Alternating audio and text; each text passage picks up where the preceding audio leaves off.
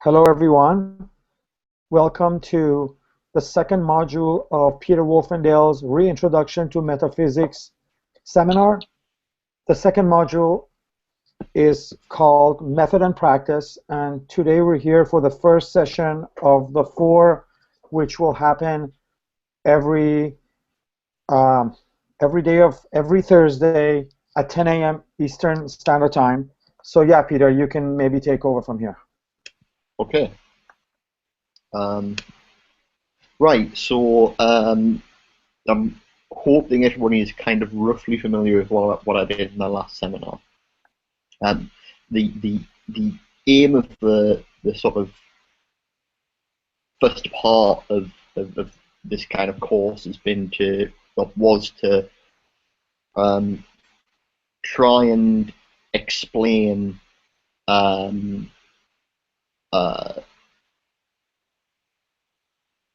what metaphysics is from a historical perspective. Sort of try and sort of give an account of the development of metaphysical inquiry and its self-conception throughout its history. How in the 20th century that sort of fell into decline, and how you've got a kind of the rise of the narrative of the end of metaphysics. And he used that to sort of contextualize the return to metaphysics in the analytic and continental traditions at the end of the 20th century. In the first half, I used kind of speculative realism as a way in thinking about this. The point of this seminar, or this half of the module, is, of course, I'm not quite sure which is the appropriate word, is to move on to thinking more positively about what metaphysics is, how we should define it rather than simply how it has been defined, and to use that to actually do some metaphysics. Now, from my perspective, putting my cards on the table, I mean, this is very much for me about work in progress, trying to actually think through some issues with you, and so I'm going to try and talk less and discuss more than I did in the first half of the course. I also want to kind of just kind of briefly lay out the overall trajectory. So one way of thinking about the trajectory is in terms of some work I've already done. So for this first session, I set as reading parts of something I wrote far too many years ago now called the Essay on Transcendental Realism, which is roughly my account of what metaphysics is and the appropriate methodology for pursuing it. So that's the method part.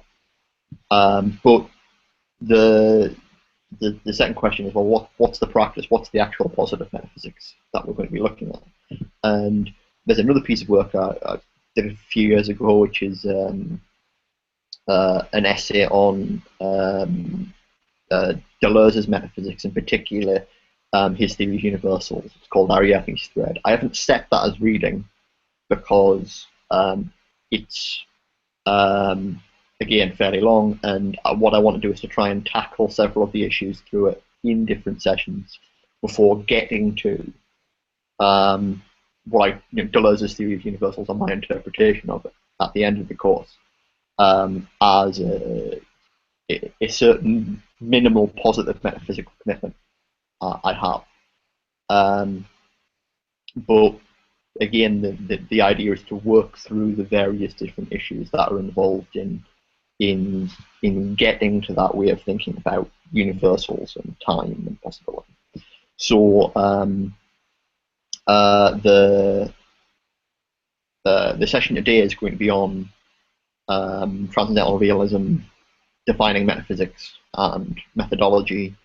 The next session is going to be on roughly individuality, and various issues to do with how logic requires that we think about, or recommends us to think about, individuality in ways in which it has been thought about, and the problems with them. Then the third session is going to be on modality and causality. So possibility, probability, things like that.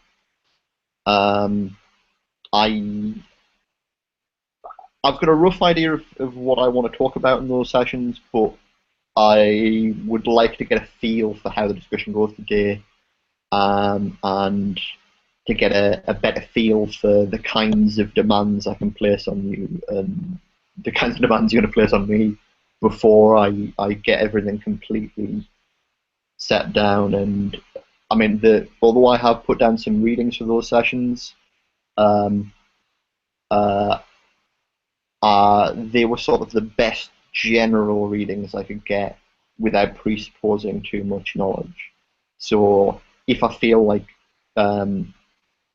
people have a better grasp of what we're going to talk about, or people are interested in doing a presentation during that week, you can maybe have a back and forth about additional readings or additional topics that can be included. Right. So we'll talk about that towards the end of the session. We'll get back to administrative issues there. For now, let's actually sort of dig in. And I'm going to set myself a timer so I don't speak for too long. Okay. Okay. So,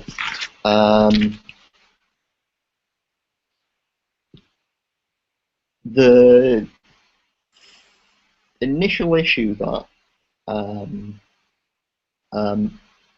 made me write the essay on transcendental realism, the bits of which I've set for you to read, was noticing that in the context of sort of return to metaphysics, and specifically return to realism within Anglophone continental philosophy, the words reality, objectivity, and in itself, or in itselfness, were turning up a lot. And they were used not exactly interchangeably, but in ways which were importantly related, and slightly divergent between different people, in ways that created certain kind of problems for understanding how it was that people were talking about or doing the same thing. So the way I put it in the essay is that if we're interested in being realists, we should probably have some idea what we mean by real. And so what I wanted to do in the essay was to try and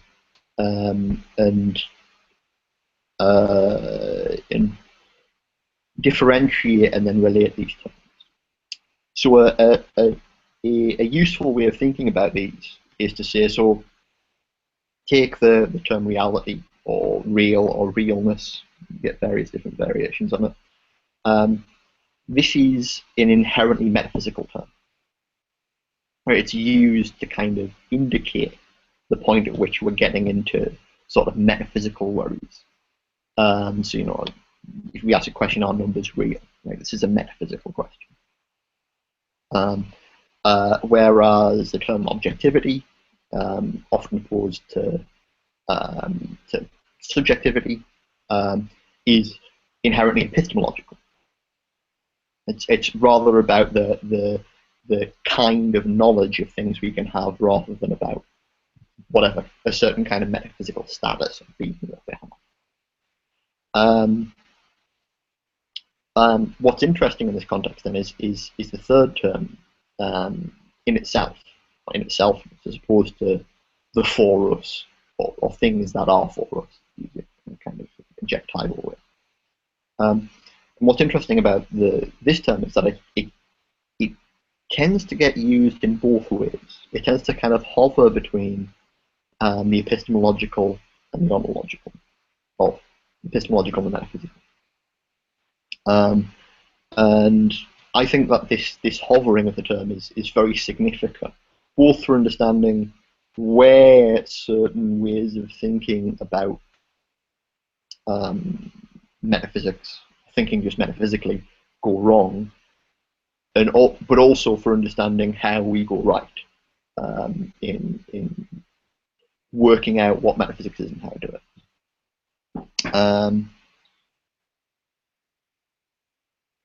Just to kind of dig into this a little bit deeper then, and maybe pick out an example.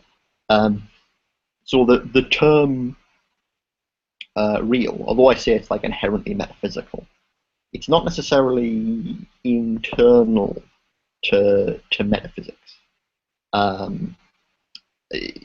So it's not like it's internal to a particular metaphysical theory, as if what it indicates is a certain type of metaphysical status, so much as it delimits the subject matter of metaphysics from things that aren't a concern of metaphysics. And I think a good way of showing this is actually by taking Harman's work as an example. I mean, again, I talked quite a bit about Harman in the previous half of the course. I think people are roughly familiar enough with his general picture to see where I'm going with this. So Harman does use the term real in a way which you might consider to be internal to his metaphysical theory.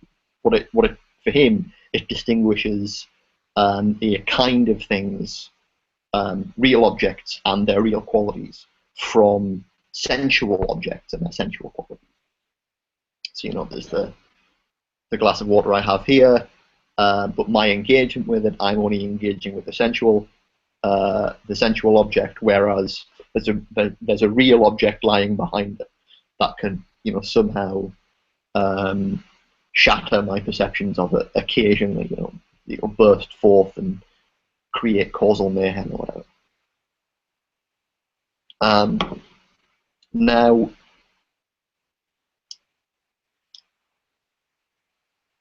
a good way of showing how this use of the term real is slightly problematic is to take the example of fictional objects. So, whereas in the case of the glass, or say, talking about the Eiffel Tower, when we're thinking about the Eiffel Tower together, we're relating to the real object through a sensual object, right? There is a real object standing, or at least according to Harman, there is a real object standing behind the sensual object.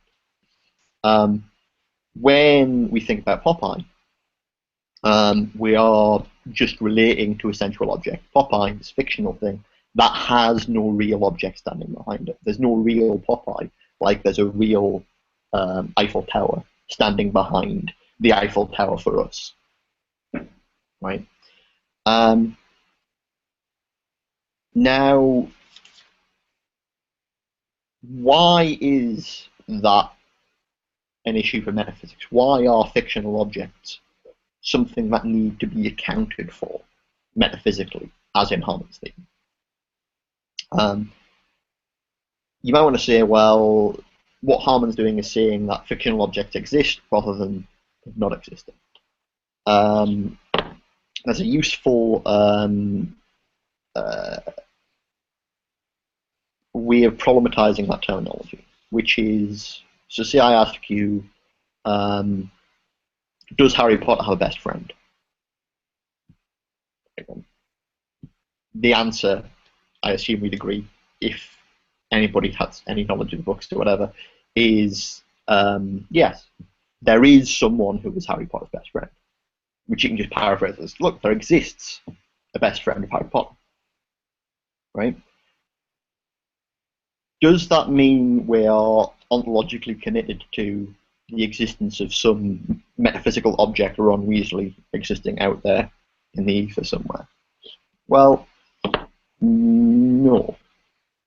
It's the existence, the use of the term existence here is just part of the way in which we talk about fictions. You might want to qualify it as saying, look, in the world that Harry Potter books describe, there is this thing, there is this person, right? So if you can't differentiate someone who, like myself, doesn't think that fictional objects are anything that needs to be taken care of by metaphysical theory from Harmon's position by saying that one of us thinks that, you know, Popeye exists or Ron Weasley exists and the other one doesn't. How do you differentiate between it? Well, the natural way I'd say is that we want to say that, well, although I think that there's a certain useful sense in which we can say Popeye exists, like there are contexts in which, look, it's just true to say that fictional objects exist because we can count them, we can talk about them being present within certain contexts, right? We wouldn't want to say, I think they really exist. Whereas the whole way of describing Harmon's theory of sensual objects is precisely that. Well, look, he thinks that sensual objects really exist, right? The unreal, in his terms, right, is really there. He thinks that, you know, that there really are such things as unreal things, right? So you get this kind of split between a certain internal use of this term real to describe real objects and a use of the term real which delimits the subject matter of what is to be discussed in metaphysical terms, of what phenomena need to be accounted for metaphysically. I hope that sort of makes some sense. What I want to do is to use this feature of the word real, this fact that it kind of functions to delimit the subject matter of metaphysics, as a way of defining metaphysics. Sort of delimiting using to delimit the subject matter of metaphysics and thus define what metaphysics is.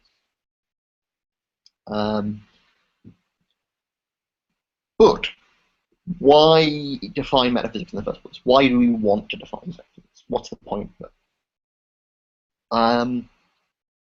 Now,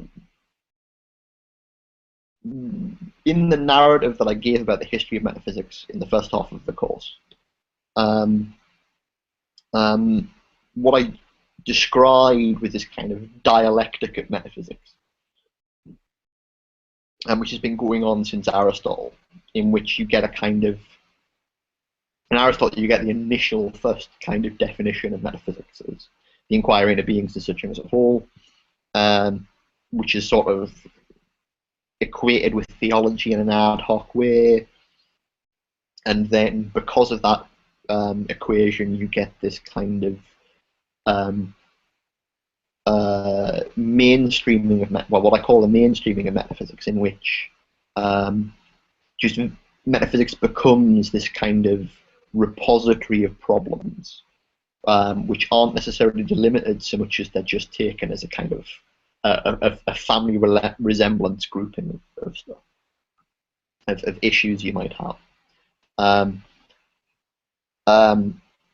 And what happens throughout history is that you get metaphysical skeptics emerging who worry about the viability or the possibility of this discipline, which incorporates these various different weird foundational issues, such as, you know, is there an immortal soul? Does God exist? Is there a beginning in time? Things like this.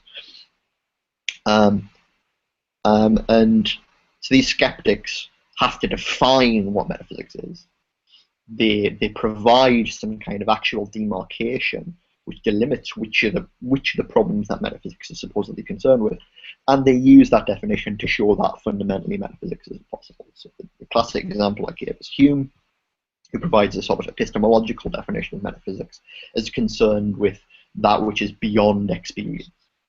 And on this basis, he says, look, fundamentally we can't know anything about what that which is beyond experience, and so metaphysics is essentially impossible.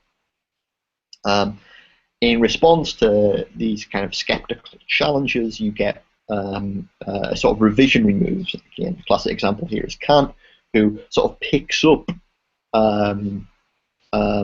Hume's epistemological definition of metaphysics, but uses it to demarcate between those traditional metaphysical problems that he takes to be impossible to solve and those that are well formed and can be solved. So you get this kind of revision of metaphysics in which now you have an actual demarcation of what the problems are and as such some kind of clue how to go about solving.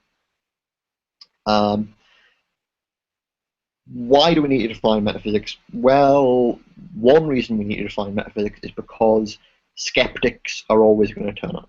There is always going to be the possibility of skeptical challenges to what you're doing in metaphysics.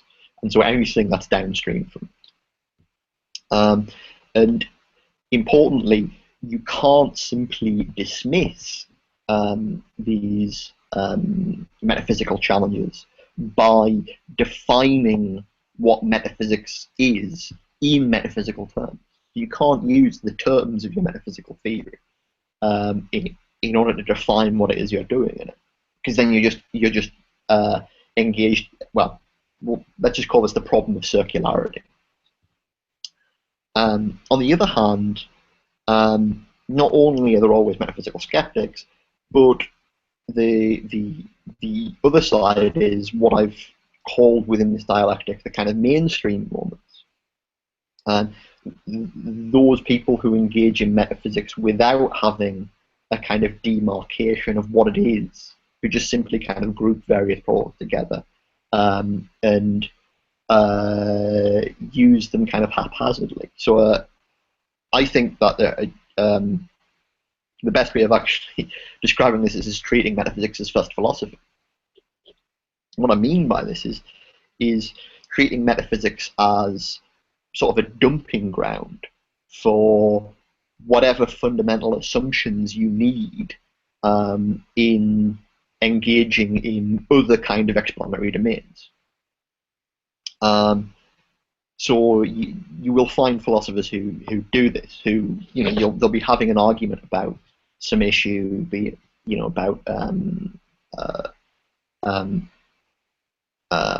normativity, whether or not there is such a thing as objective values, or various issues in the philosophy of mind or whatever, and you'll argue them back to a certain point, and they'll just say, oh well, that's just my metaphysics.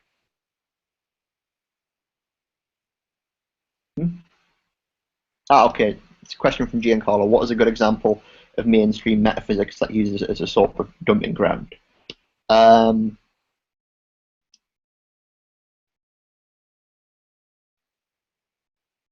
There's sort of two good examples.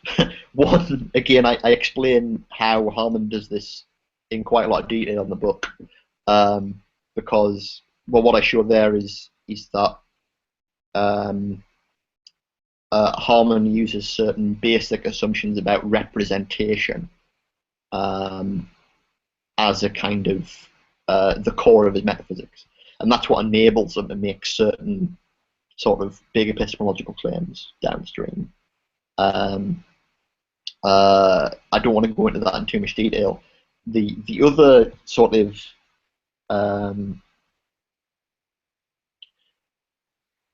good example that I like to use is David Lewis, and the kind of the way in which he turns semantics into metaphysics. But it might be useful to explain that a little bit further on, if you don't mind.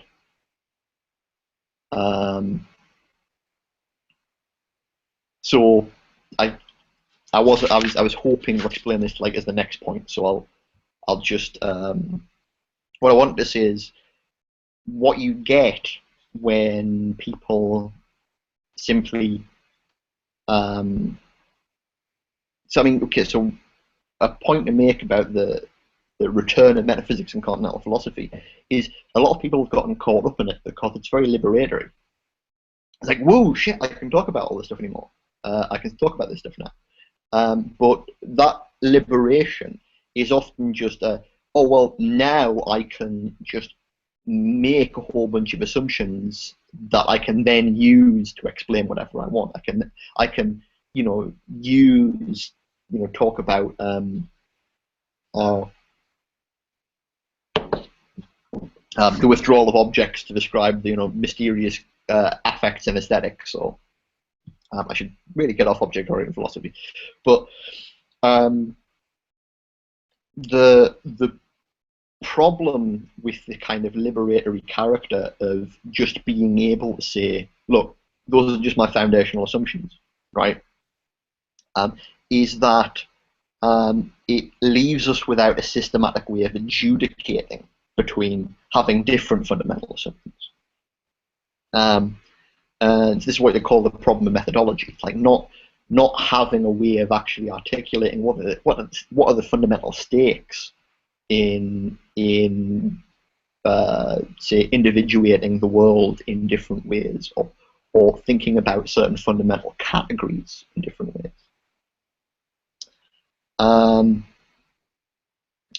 So in both cases of this problem of circularity and this problem of methodology, what's required is something which is independent of metaphysics in terms of which to define it. And the previous module, the first half of the module, what I said is that essentially what you need is logic. What I mean by logic here isn't formal logic. Formal logic is a part of it, right? What I mean by it is simply this kind of study of the structure of thought. And one of the other things that I introduced in the first half of the seminar is that actually this breaks down into various different subdisciplines, and that these subdisciplines have been used in different ways at different times as part of this dialectic of skeptically challenging, defining metaphysics in order to disprove its possibility, and then using this to revise it. So, as I said, in the case of human Kant, what you have are epistemological definitions. In the case of Carnap and Quine, what you get is semantic definitions. And I also suggested that there's a certain interesting sense in which, with Husserl, what you get is a kind of pragmatic skepticism, sort of pragmatic suspension of the possibility of metaphysics. And the way in which this kind of proceeds historically is a little bit tricky to define, and I'm not going to go back into it. However, what I think you get here is this sort of interesting hierarchy of pragmatics, semantics, and epistemology. So epistemology, the understanding of knowledge, is fundamentally grounded in our understanding of the content of that knowledge, the content of the belief, which is semantics, and that this is fundamentally dependent upon our understanding of the practices through which those beliefs, or the ways in which they are expressed, get that content.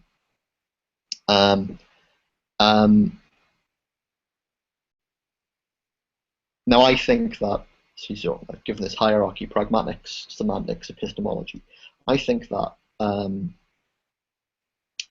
if this constitutes logic, then it means that at the bottom, after epistemology, you get metaphysics.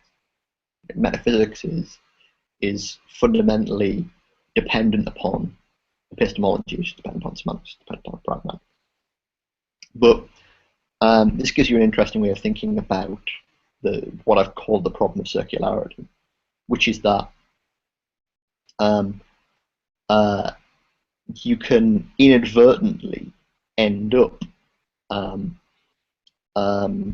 defining metaphysics in metaphysical terms if you allow metaphysics or metaphysical assumptions in to ground your kind of logical inquiry at any point. So if you end up using, say, a primitive representation, you say, look, some things represent certain other things, and that's just part of the structure of reality, right? That is a way in which metaphysics ends up grounding epistemology.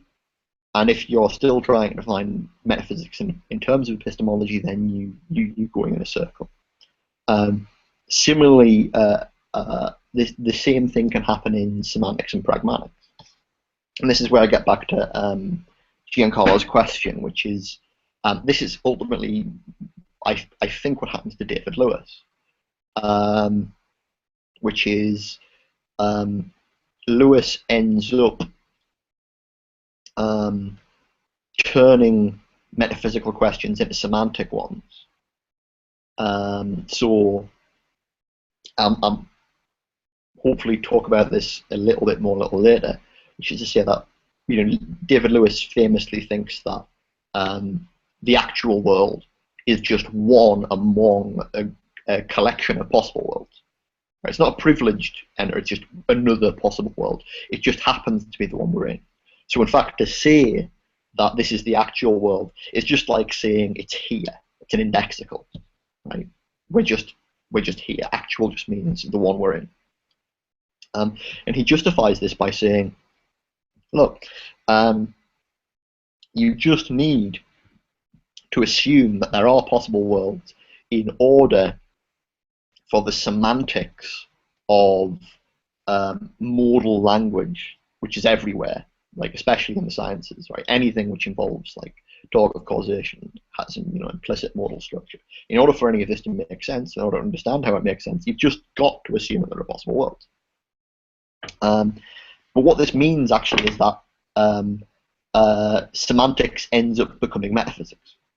You end up going, well, look, in order to explain how these particular types of sentence get their meaning, what I'll do is I'll posit certain special kinds of object, and I'll say, look, they're just part of the structure of reality.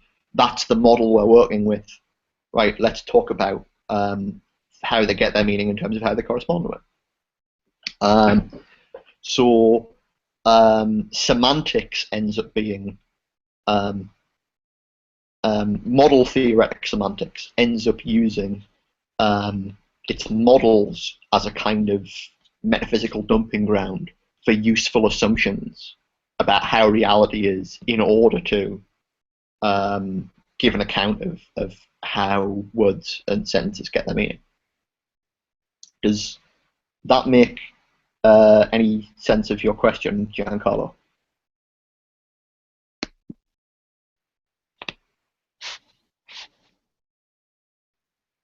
Okay. Oh, Josh, you got a question? Yeah, actually, I mean, we've sort of been discussing this a little bit. I guess maybe around some other issues and that sort of thing. More in particular, I guess, in relation to some of Salar's philosophy, but I guess in terms of kind of representations, and this is kind of clarifying maybe some issues for me a little bit, but also trying to think in terms of the possible worlds theory. And I guess I've taken a reading of David Lewis to mean kind of that this possible worlds is generalized to the sort of structure of reality as a whole, that there are other whole possible structures of reality that could exist alongside this one.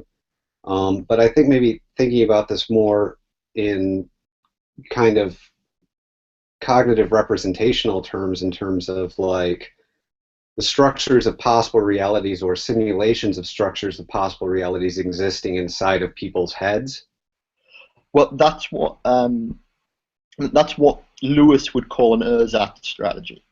Yeah. So what you're dealing with is ersatz possible worlds rather than possible worlds, like representations of how the world could be, rather than ways in which the world could be. And he has a bunch of arguments against those. I don't want to endorse any of Lewis's position. Yeah. I'm not into the metaphysics of possible worlds, but if you're interested, hopefully we can talk about that more in the third session, which is what's going to be kind of dedicated to modality specifically. Yeah. If you want, I can point you in the right direction, if you like. Yeah, that would be great. I don't want to like get everybody off on a long tangent or anything either. So. I don't want to cut you down, but I should probably.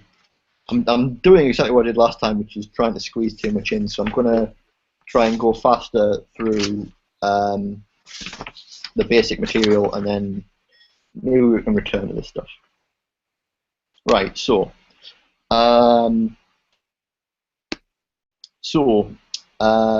What is metaphysics, and how do we understand the real and things like this? The way in which I do that in the essay on transcendental realism, which I set, is to sort of talk about two different other historical dialectics. And I'm just going to rehearse those very quickly. So the first is between classical realism and classical idealism.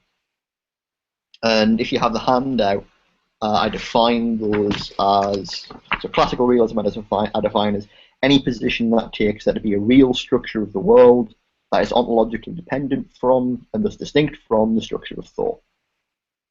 Whereas classical idealism I define as any position that takes there to be a real structure of the world that is in some sense identical to and thus ontologically dependent upon the structure of thought.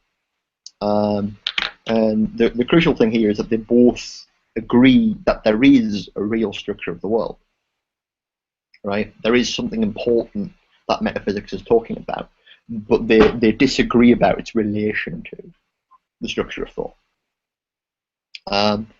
And crucially, it's important to keep that word structure in the definition, because you want to kind of draw a distinction between structure and content, insofar as so with the exception of, say, like really crude interpretations of Berkeley, right? What the idealist is claiming isn't that the objects that we think about are somehow dependent upon the particular thoughts we have about them, right? Or our particular perceptions of them. Like, it's not that for Hegel, it's not that when I close my eyes, the glass isn't there, right? It's that the very, I think again, you probably would use a structure, that the way in which the world is structured, the way in which the existence of the glass is articulated within the world, fundamentally is the same in which it's articulated in my correct and true thoughts about the glass. And the realist just denies this. The realist allows there to be some kind of ontological independence. The question is, how then do sort of specific questions about the structure of reality, or the real structure of the world, relate to classical realism and idealism? So take metaphysical questions like, is time real? Do numbers exist? Could things be otherwise? Again, like I was just talking with Josh, are there possible worlds is a variant on the could things be otherwise question, right? Or one of my favorites, are there real purposes? Like, are there real like teleological functions in the world, right? As Aristotle thinks. None of these questions is given a specific answer just by taking a realist or an idealist position. In this sense, realism or idealism, in the classical sense, function more like frameworks within which to provide answers to these questions. So that the idealist has resources for talking about the idea of real teleology that the realist doesn't have. For instance, this isn't to say you can't be a realist rather than an idealist and still think that there are objective purposes in the world, just that you can't justify it in the same way that someone like Hegel can. However, although these present sort of metaphysical frameworks, they're still not complete metaphysical methodologies. So they provide certain resources for answering the specific questions, but they don't necessarily delimit what these questions are and why they are metaphysical questions. And I think that the reason for this really is that although they essentially agree sort of implicitly that there is this thing, the real structure of the world, what they don't have an answer to is, well, what is it for there to be a real structure of the world? Independently of whether it's dependent on the structure of thought or not. Which is just to say, they don't actually have an account of what it means to talk about something being real in this context. Okay, so that's a very brief overview of the contrast between realism and idealism. It's about structure, not content, and it's about the question of the ontological dependence of the structure of thought and the structure of the world. The other two positions that I think are important to distinguish from classical idealism and classical realism are the position that Meillassoux introduces, correlationism, and a position which I introduce called deflationary realism. And I think both of these positions are in a certain way poised between classical realism and idealism. So just to talk about correlationism, I mean, there are various different ways in which people have been correlationist and justified their correlationism. Actually, wait a minute, I should probably give you again on the handout, there is a definition of correlationism. I'll give this first. So correlationism is any position which holds that the real structure of the world is to some extent unknowable, insofar as knowledge is always relativized to the subjective conditions of knowledge. For example, forms of intuition like Kant, cultures, or language games. So that's Heidegger and Wittgenstein. So there's no access to the in itself, there's only the for us. Again, correlationism covers quite a wide variety of views, and there are various reasons that people adopt for it. Meillassoux boils this down very kind of neatly, a little bit cavalierly, but neatly into Fichte's argument for, or rather, an argument he takes from Fichte. So this is something else I've got on the handout further on. So basically, Fichte has this definition of consciousness where he says the I, or the subject, posits the not I, the object, but it posits the not I as not posited. So we say, look, we're thinking about things that are independent. We're thinking about things, right? But we think those things as independent of our thought about. And for Fichte, this is a pragmatic contradiction, in the same way as if I say, look, I'm not talking to you right now. What I'm doing contradicts what I'm saying. Right?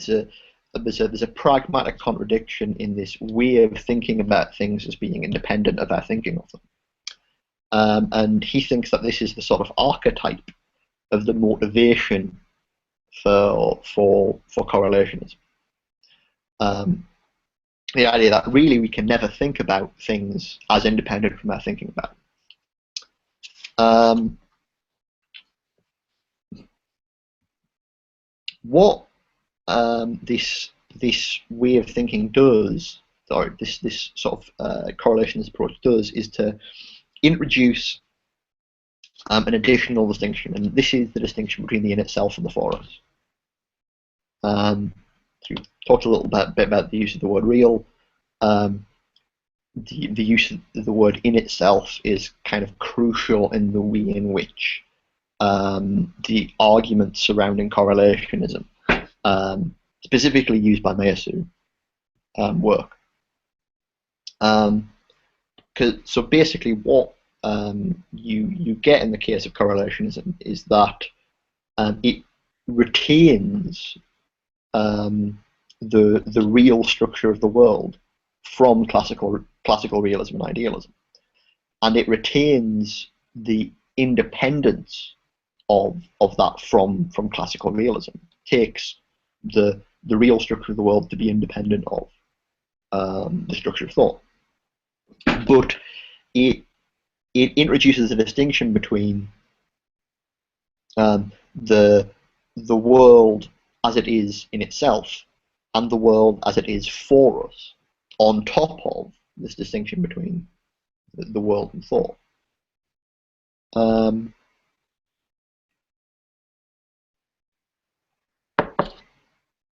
And it essentially attempts to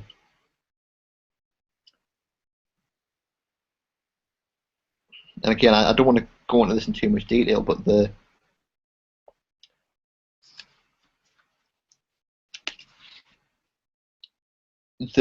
crucial thing to appreciate is that correlationism comes across as an epistemological position.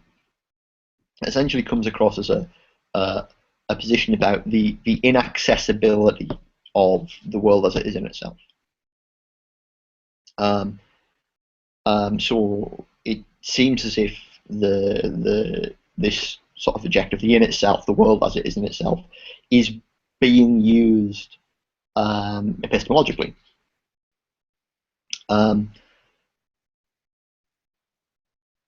My contention is actually that although the upshot of it is epistemological, fundamentally the distinction between the for us and the in itself is actually an ontological distinction. It's an ontological distinction that's used to justify the epistemological stance. So the way this works roughly, I mean, in the essay on transcendental realism, I talk about it in terms of relationship between epistemological and ontological dependence in this claim I call the sufficiency thesis.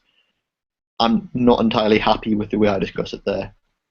So the way I'd explain it here is simply, so for the correlationist, the world in itself is ontologically independent of thought, right? But, so like classical realism, but the world for us, the world as it appears to us in thought or experience, or however you're giving a particular account of it, is ontologically dependent upon thought, right? So that's the sense in which it retains some similarity to idealism. It kind of splits the real structure of the world in two, retaining one kind of half of realism and one half of idealism, right? But it takes then this difference between the in itself as independent, as being able to continue to exist whether or not there are any thinking beings, versus the world for us as being dependent on us, not being able to continue to exist without us, right? As implying that our knowledge is fundamentally constrained by the structure of thought, which is to say that it implies that we can't know if the structure of the world in itself is otherwise than the structure of the world for us.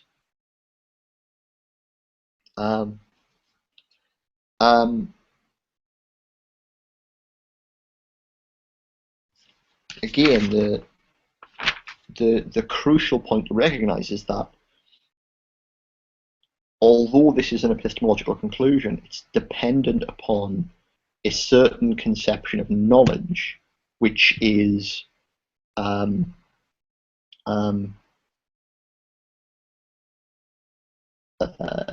well, basically, as I was saying earlier, it uses metaphysical assumptions, which is to say, it creates this metaphysical distinction between the world in itself and the world for us. I hope that makes a certain amount of sense. So that's an example of the way in which metaphysics can kind of sneak into epistemology illicitly.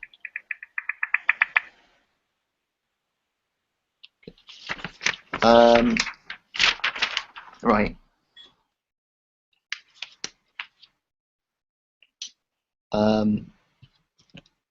Now,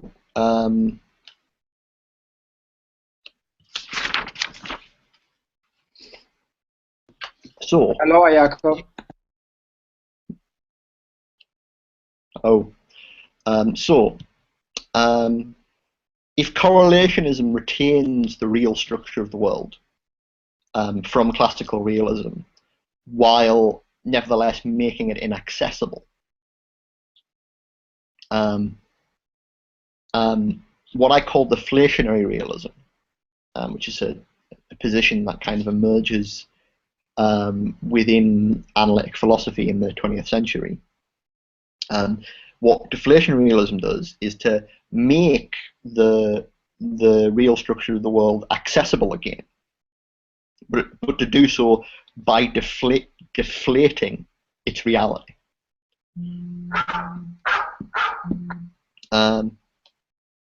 Which is to say, by refusing to acknowledge a distinction between structure for us and structure in itself in the first place.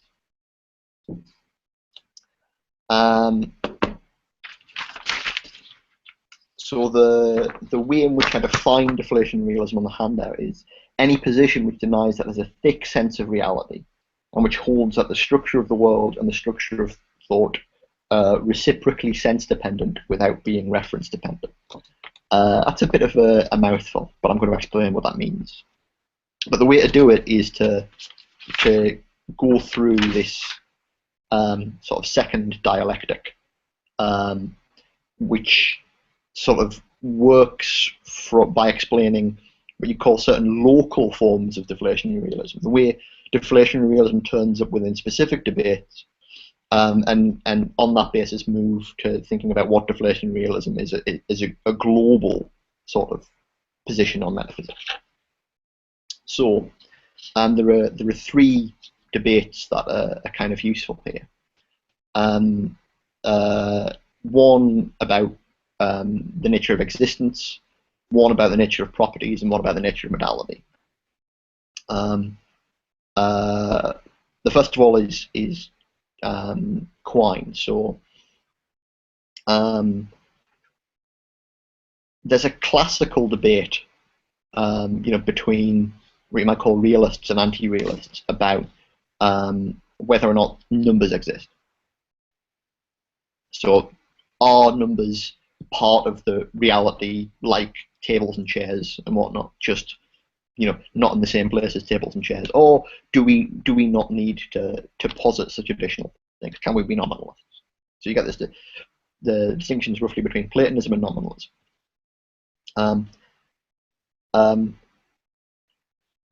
One way of rephrasing this debate is, just as I was explaining in relation to fictional objects earlier, is to say the Platonist thinks that the Platonist thinks that numbers really exist, just like the table really exists, and the nominalist says no, the table really exists, but numbers don't really exist.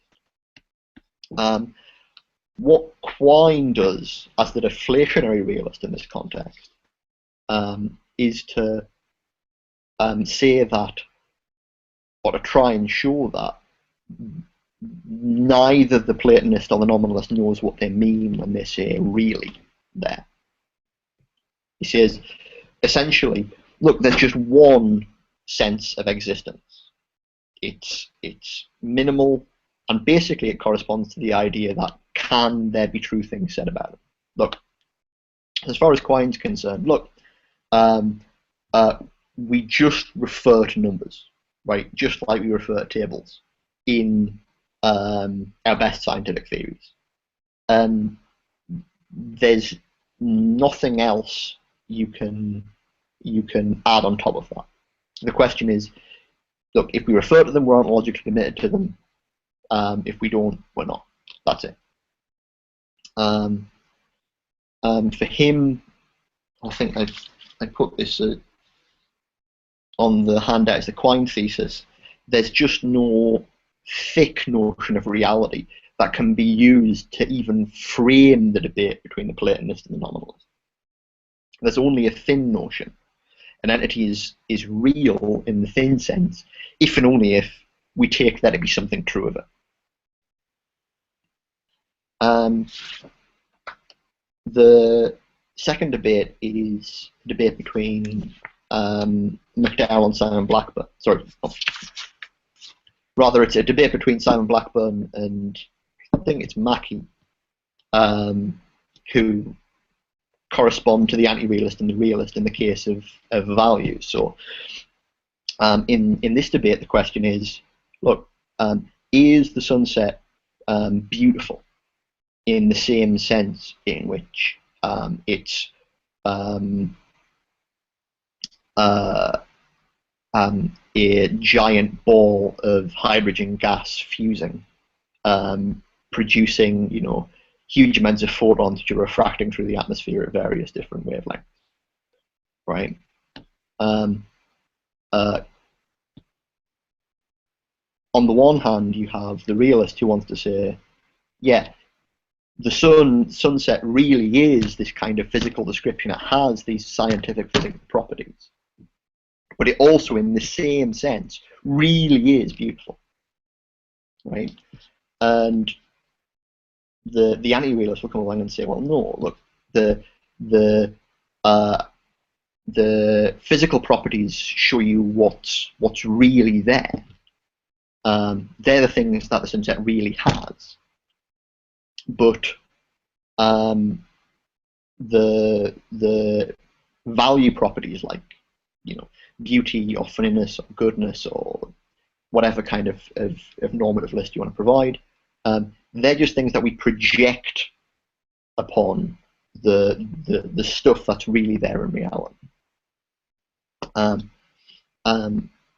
In this context, McDowell plays the role of the deflationary realist, analogous to Quine. He comes in and he basically says, look, the distinction between properties that things really have and properties that they just really don't doesn't hold up. You can't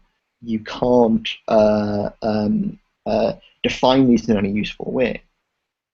All you can get is the question of whether it's true that the sunset has these physical properties, and true whether it's beautiful or not. Right? There's just a thin sense in which these sentences are truth apt, and if they're truth apt, then yes, the thing has the properties in the same sense.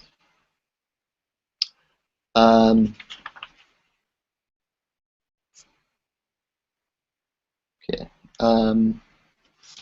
The third of these debates, and this is something that I've already kind of explained a little bit, is, and I can never remember who is arguing with Lewis here, but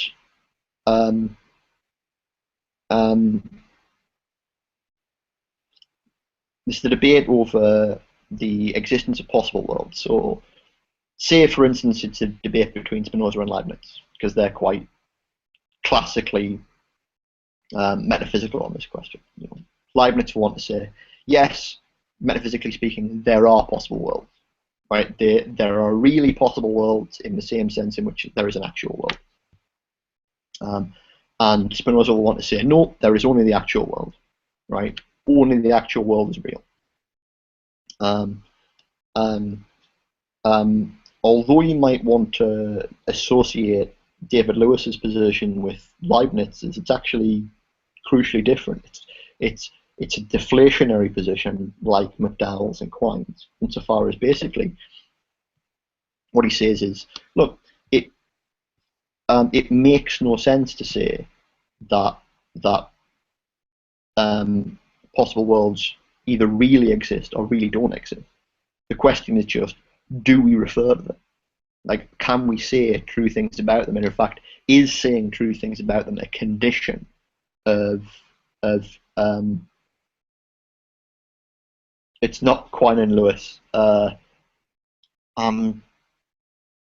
I think I got it as a debate between Lewis and Hugh Price, but anyway, I can reconstruct the references later. No, sorry, it's a debate that Hugh Price refers to that Lewis is having with someone else, and that's why I can never remember it. Sorry. But basically, again, Lewis's position is just, look, in scientific discourse, we make claims about what would happen if. We make claims about counterfactual states of affairs. So we have to be able to refer to counterfactual states of affairs, and we refer to them in just the same sense in which you refer to actual states of affairs. So look, there's going to be possible worlds. But he's not saying anything. He doesn't take himself to be saying anything more than that. Anything that would require this additional term real. So when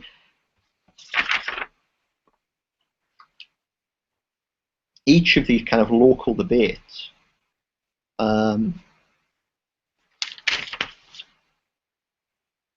what you have is the deflation of a thick notion of reality, which is structuring the debate, into a thin notion of real, which is essentially defined just in terms of truth.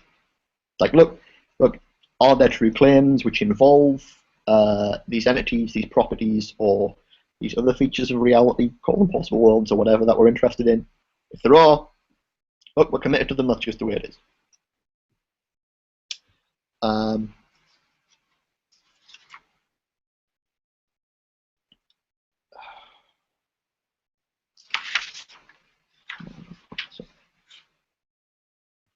Now, these are kind of local versions of this debate.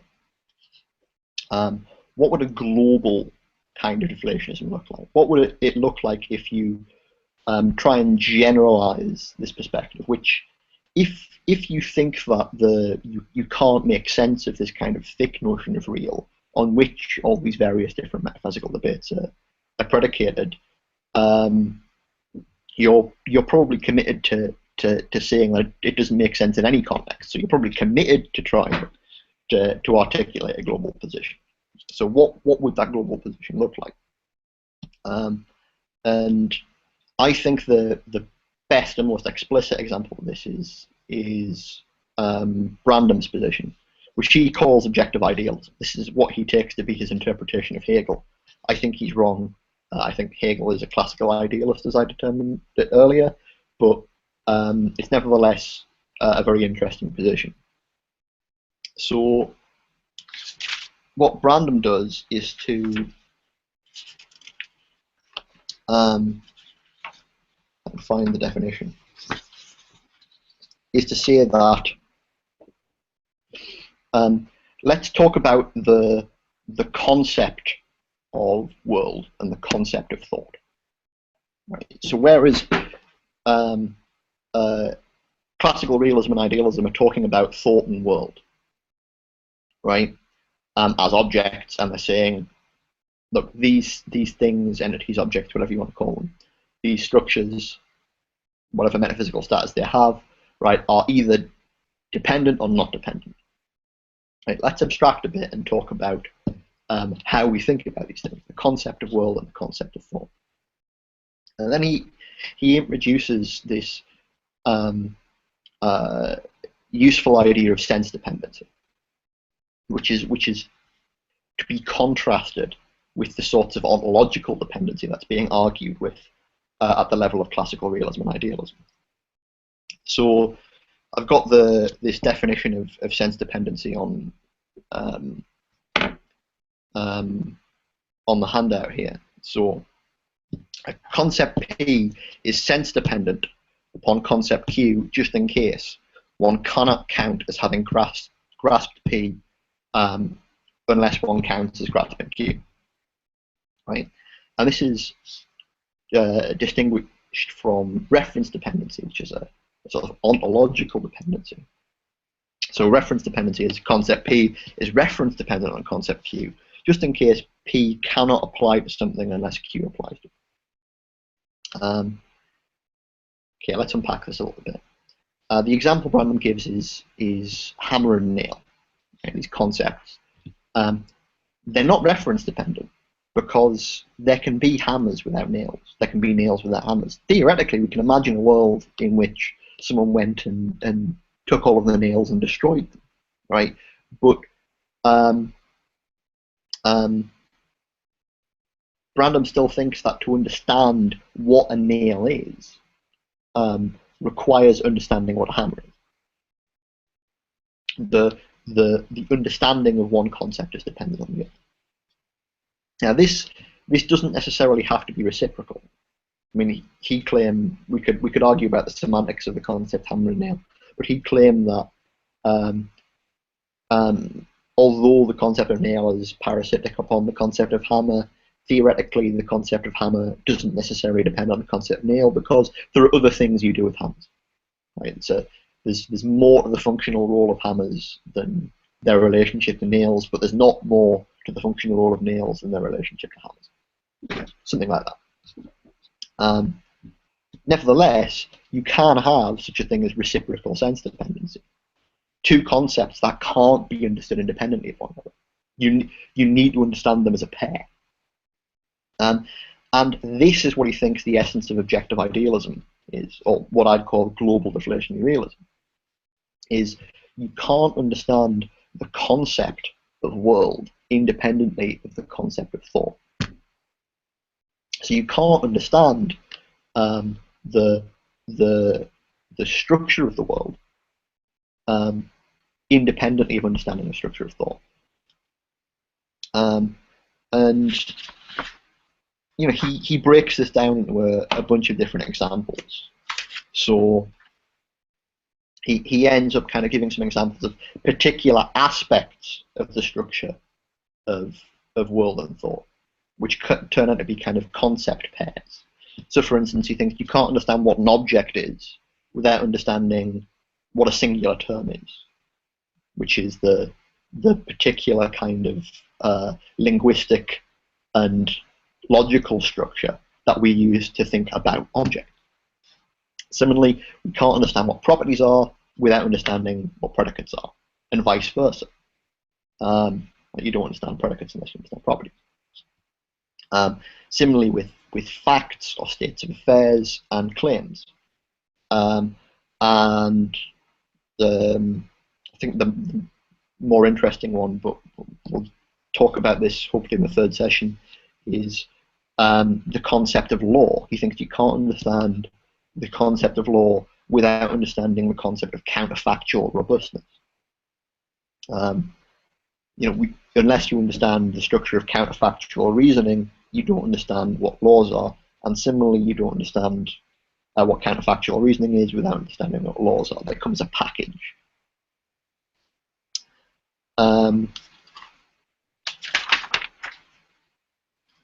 So what you have here is a way of transposing the problems regarding the debate about ontological dependence in classical realism and idealism into an epistemological frame. Sense dependence gives you a way of articulating the relationship between the structure of the world and the structure of thought that that enables you to claim that, look, we could all die, right? All thinking matter in the universe could cease to exist, but the structure of the world would still be there. It's just that you can't understand what that structure is independently of understanding the structure in which we go about reasoning about. And there's nothing fundamentally. What this means is that, as far as the deflationary realist is concerned, there's nothing more to the structure of the world than there is to the structure of thought. They're not identical, right? But they're fundamentally isomorphic. And so there's nothing more interesting to metaphysics than there is to the general project, the logical project of describing the structure of thought. Metaphysics collapses into logic, which is to say, collapses into semantics and the other various aspects of the logical project I talked about earlier. Okay. I've been going on a bit too long, as I sort of expected. I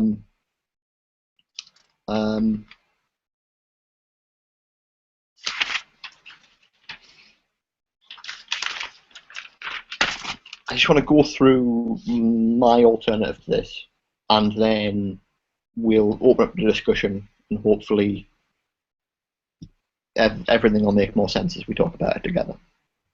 So, first of all, deflationary realism is a way of defining metaphysics in order to deflate it, to declare it.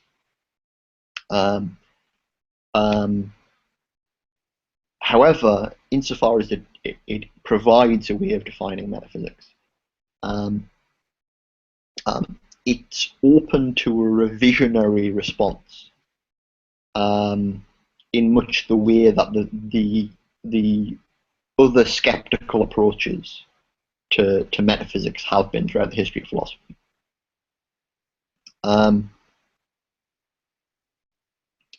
And this is what I try and do with what I call transcendental realism. The idea is to use deflationary realism to actually reinflate metaphysics, to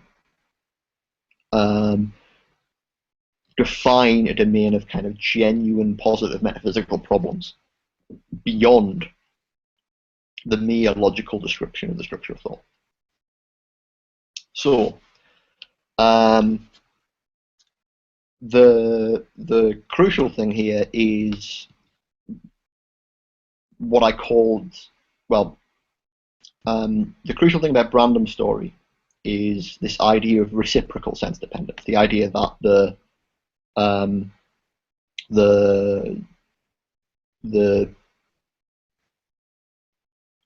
the concepts have to be understood as pairs, meaning that there's, in a certain sense, nothing more to understanding one than there is to understanding the other.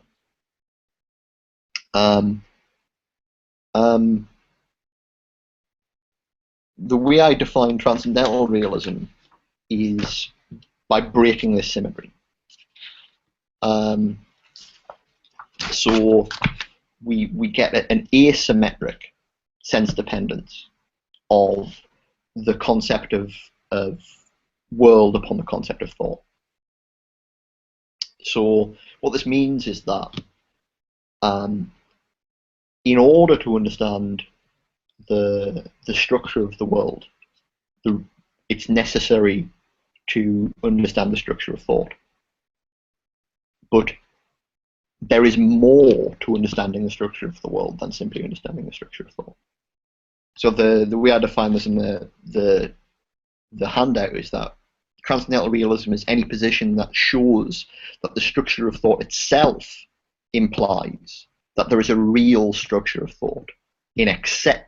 A real structure of the world in excess of the structure of thought.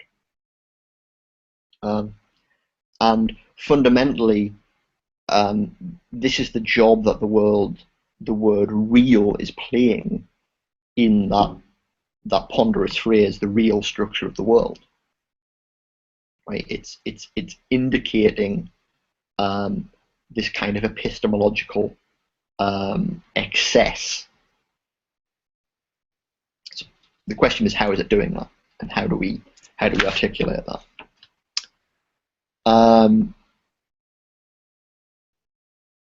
There's an issue which I'm just going to kind of bypass here, which is one of the ways I define. I mean, the way I define transcendental realism in the essay is that it involves a proof that there is a real structure of the world in excess of the structure of thought.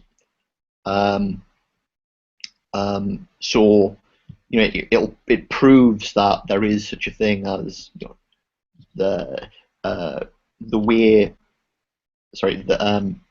the metaphysics of time beyond the logic of say temporal and tense expressions, right? I don't take myself to actually have successfully provided that proof in the essay. There's two hints at it. One is a kind of lazy proof, which is to do with the ideal of objectivity, which I'll come back to. The other is suggesting that it's possible to do something like a transcendental deduction of the real, and I don't come anywhere near doing that. Maybe we can talk about that. The real strategy here is to reinflate the notion of real after its deflation by deflationary realism.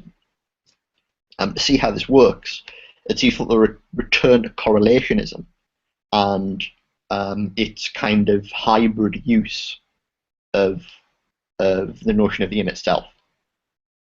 So I kind of tried to point out the sort of conflation between the epistemological and the ontological being involved in correlationism.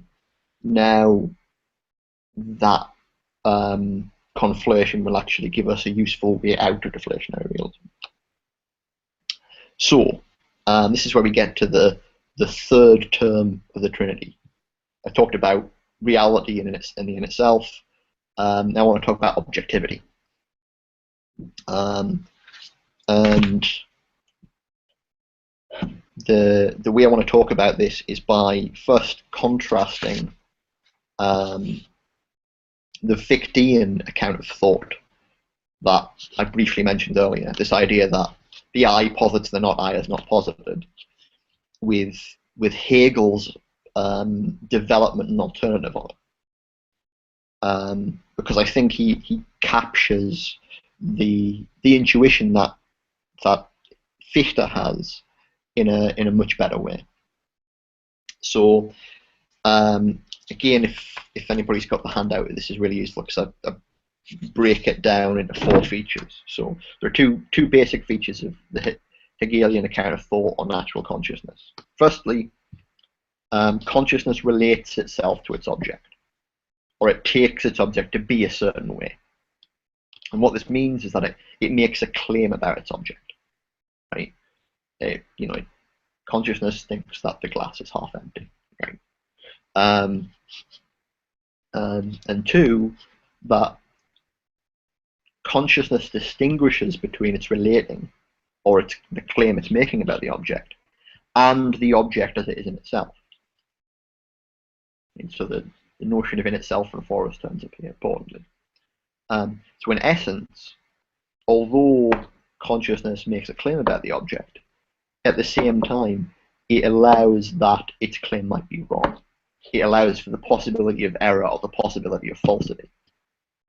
And this is quite important because without the possibility of falsity, there is no possibility of truth. Right? What is involved here is actually establishing the structure of thought that can be true or false about something by distinguishing the standard which establishes whether or not the thinking is true or false, the object it's about, from the thinking itself. Now, what's interesting about this kind of really simple definition of thinking or representation for Hegel is it has two, or he takes it to have two further implications. So three, because consciousness itself makes the distinction between its claim and the object it's about, the object can't truly be in itself, but must be for consciousness.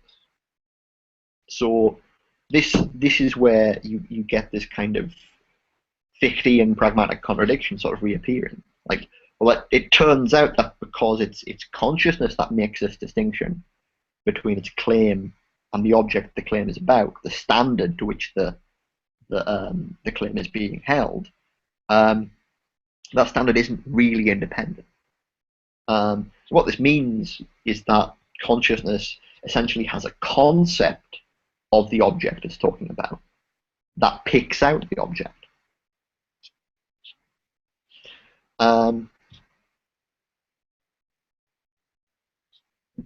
But there's a silver lining, and this is the fourth point, the second implication.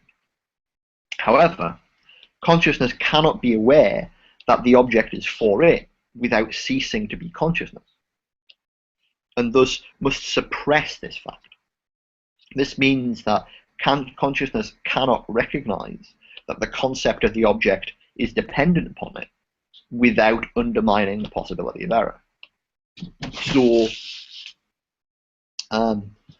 although there's this sense in which consciousness itself has set up the standard to which its claims are being held, right? And so the standard isn't completely independent, right?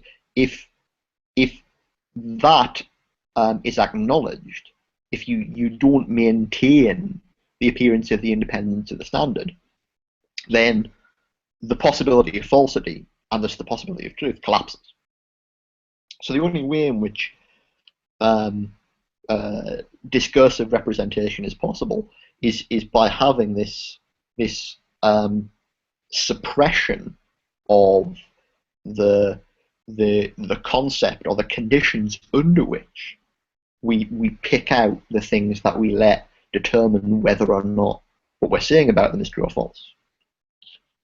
And it's quite subtle, but I think it's absolutely brilliant. I think Hegel really he gets at what Fichte's trying to get at with this idea that we posit the I as not posited, but in a more subtle way. And the importance of that subtlety is that it enables you to get more precise about the kind of dependence that's involved here. So in Fichte, in thinking that the object is dependent upon the subject, it sounds like ontological dependence. It sounds as if, again, if the subject was to cease to exist, the object would cease to exist, right? And that's precisely what Meillassoux exploits in the way in which he thinks about correlationism and in the way he attempts to one-up correlationism and produce his own position of speculative idealism. But once you kind of unpack this idea in the Hegelian account of thought, you see that you can make a distinction between this ontological independence, which he might call mind independence, right? Or mind dependence, and what you might call attitude independence or dependence. So let me give the definitions from the handout. The mind independent sense of in itselfness is this: something is in itself if it can exist independently of the existence of mind. From the Fichtean definition of thought, it looks like, well, no object can exist independent of the existence of minds, because the minds are what are positing them, right? Even if they're positing them as not positive. Whereas what Hegel allows is this, what you might call this attitude independent sense of the in itself. So something is in itself in this sense if the way it is independent of the way we take it to be. So the way in which the glass is independent of what I think about the glass. Right? It's got nothing to do with whether or not my ceasing to exist will take the glass with me. Right? So we don't need this glass for me as a distinct ontological entity as opposed to the glass in itself. Right? All we need is an understanding of how the way the thing is independent of the way I take it to be. Now, once you understand this difference between mind independence and attitude independence, you can actually dig deeper into the actual worry that is motivating correlationism. So the way I describe this on the handout is listed as the correlationist intuition. And the intuition is that the suppression of the concept that Hegel describes prevents us from ever establishing absolute attitude independence of the object of representation. So this means that whether or not our claims about the object are true is never completely up to the object, right? But is always mediated by something that we, either as individuals or a community, have authority over. So the correlationist worry is, well, because in order for us to set up this attitude independence, this possibility of us being wrong about the way things are, in order for us to set this up, we have to have concepts that pick out the things, right? And because they're our concepts, right? They're things that we have authority over, we have constructed and defined, right? So we determine what the correct application of the concept is or not, right? That means that our authority in defining these concepts is always somehow going to taint this attitude independence. It's never going to be entirely up to the object whether or not what we're saying about it is true, because we are always the ones who have set up the game of truth and falsehood, in some sense, right?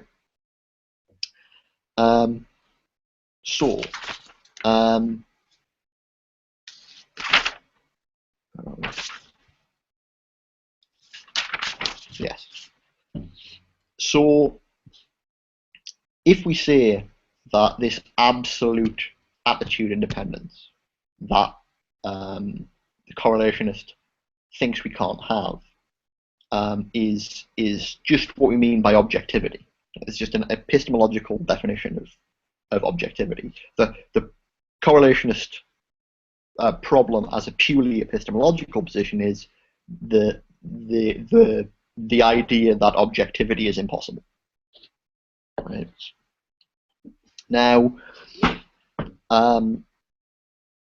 I think we can get beyond the correlationist problem, the correlationist worry, and show that there is such a thing as absolute attitude dependence by bringing in the idea of conceptual revision. Now, I don't want to go into this in detail. In the paper which I set, I give a very simple example from Brandom about how conceptual revision can work within empirical context using the concept acid. But the essence of it is this: that in empirical discourse, the authority we give to the objects we're talking about over whether or not what we're saying about them is true or false is supplemented by observation and experiment, right? And what observation and experiment allows is for us to be confronted by instances of things that our concepts are supposed to apply to. So, say, I'm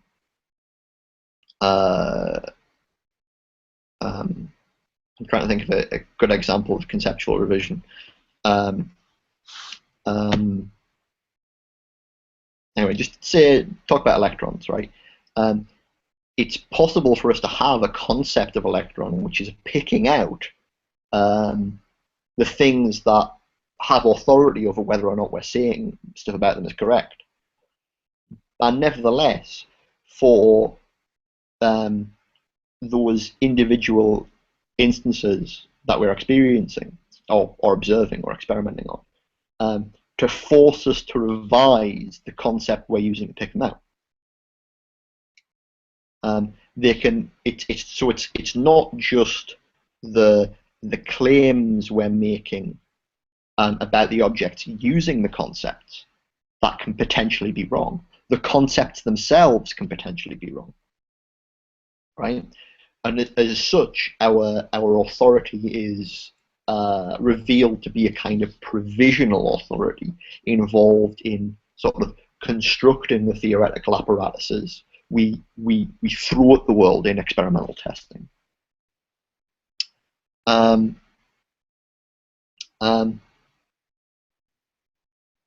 What this means is that although in certain kinds of discourse, although you can have attitude independence, you can't get absolute attitude independence. So the example I always use here is discussion of fictional discourse, like we were talking about earlier. So say, does Harry Potter have a best friend, or does Harry Potter have a secret half sister? Right? That's something we can argue about. It's something that any of us can be wrong about, but there's an important sense in which J.K. Rowling can't be wrong about that. Right? There's some point at which authority enters into the discourse, and this prevents you from having sort of complete or absolute attitude independence.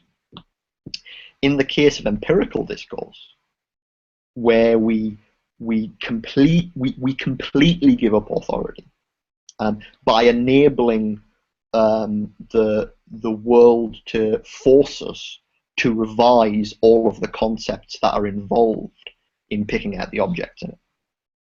And that process of revision is complicated and messy, and you might talk about it a bit more. But what it does is it means that that particular kind of discourse has a pragmatic structure that distinguishes the kind of truth involved in it from the kind of truth involved in the fictional discourse example. Right?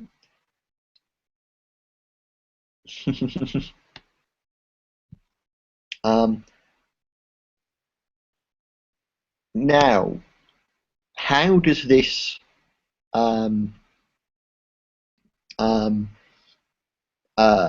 fact that a certain kind of discourse is structured in such a way as to enable objectivity, right? Or to enable, and again, I think it's important to say that objectivity here is an ideal, right? It's not that it's possible for us to globally suspend our authority over the concepts we use in making claims about things and picking out objects, right? But we can locally question our concepts with the help of other concepts and experimental experience.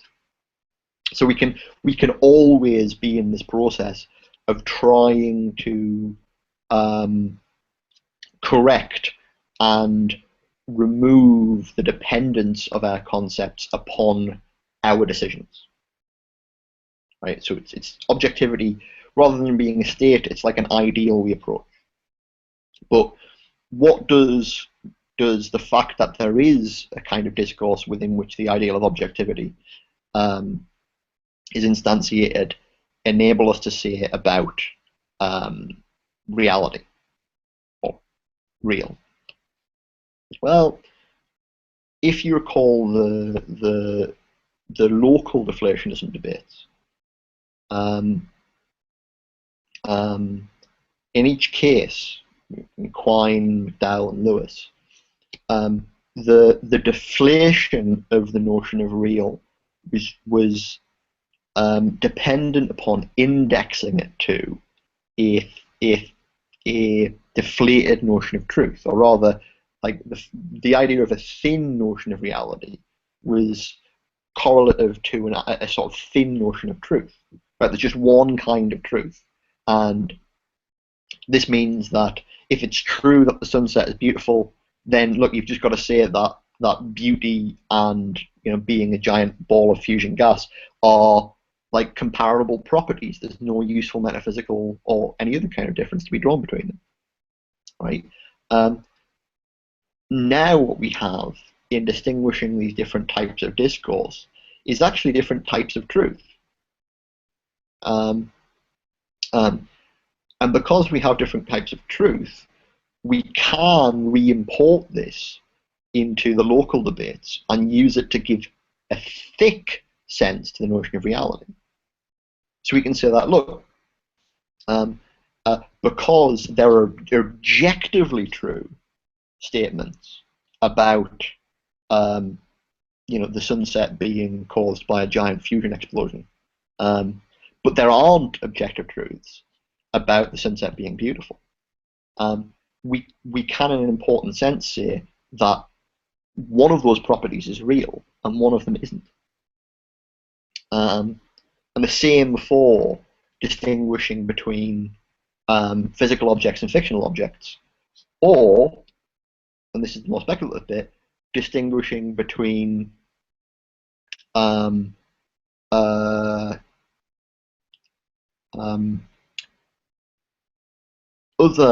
aspects of the way in which we talk about things from the way in which we take the structure of the world to be. So that's the possible worlds case.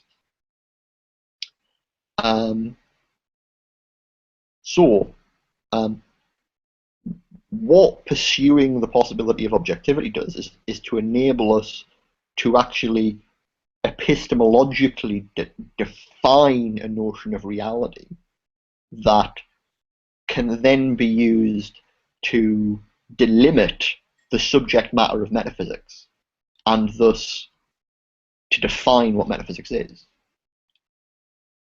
I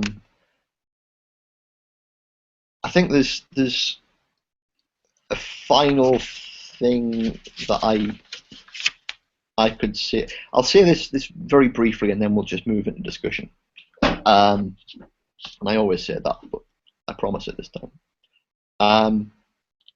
Is to say, so how do we use this to talk about this sort of awkward phrase I've been using throughout the whole presentation, the real structure of the world? How can we give sense to this notion that was so important to the debate between classical realism and classical idealism, but which wasn't really well articulated in that debate?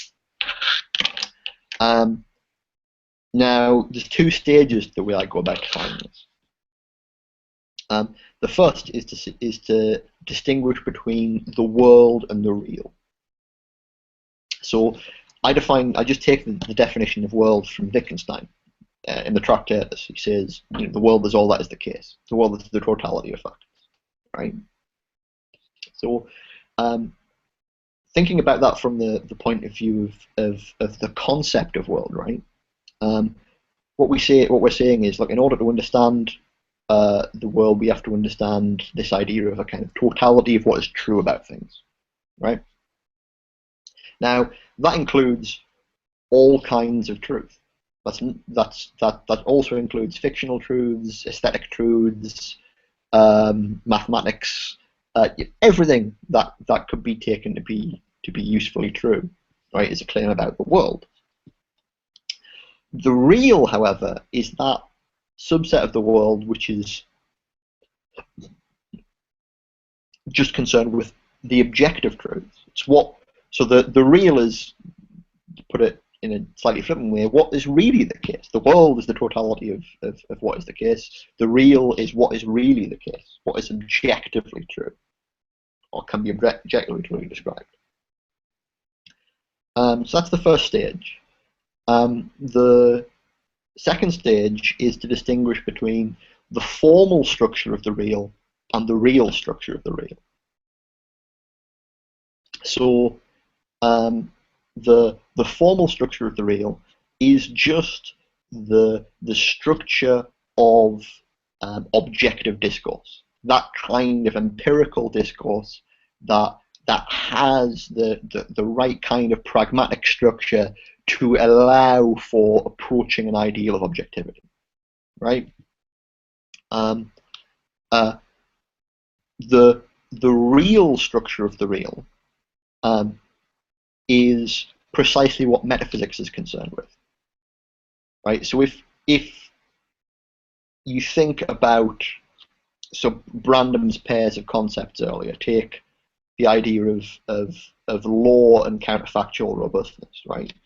So counterfactual robustness belongs to the formal structure of the real, right? It's the structure of our counterfactual reasoning about causal relations, right?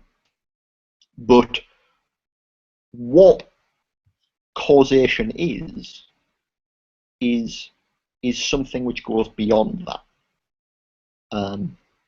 That's what trying to come up with a good way of putting this.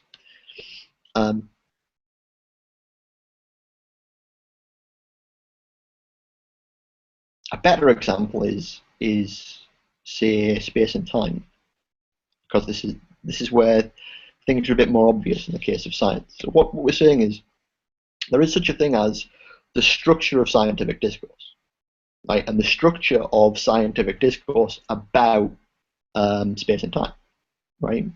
In that rests the kind of logical categories of space and time. But the way in which space and time belong to the structure of reality, the actual structure of space and time, which is something that physics genuinely argues about. And there are different metaphysical conceptions of the nature of space and time within physics, right? Is something which goes beyond that. And that's the structure of asymmetric sense dependence, insofar as in order to properly adjudicate debates about the nature of space and time in physics, which belong to objective discourse itself, right? You have to understand the sort of category of space and time as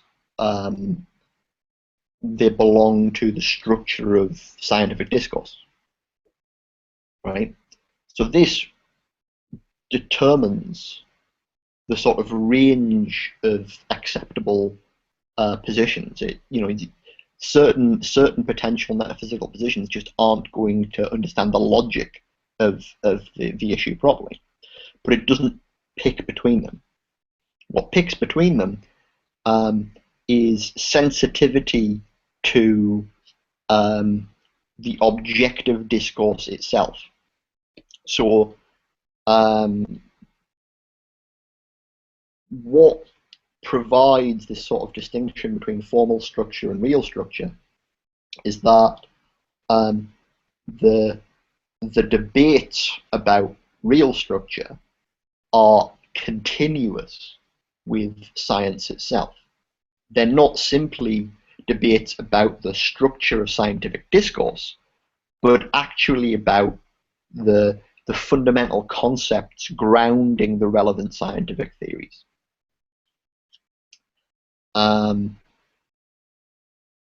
Yes, okay. So,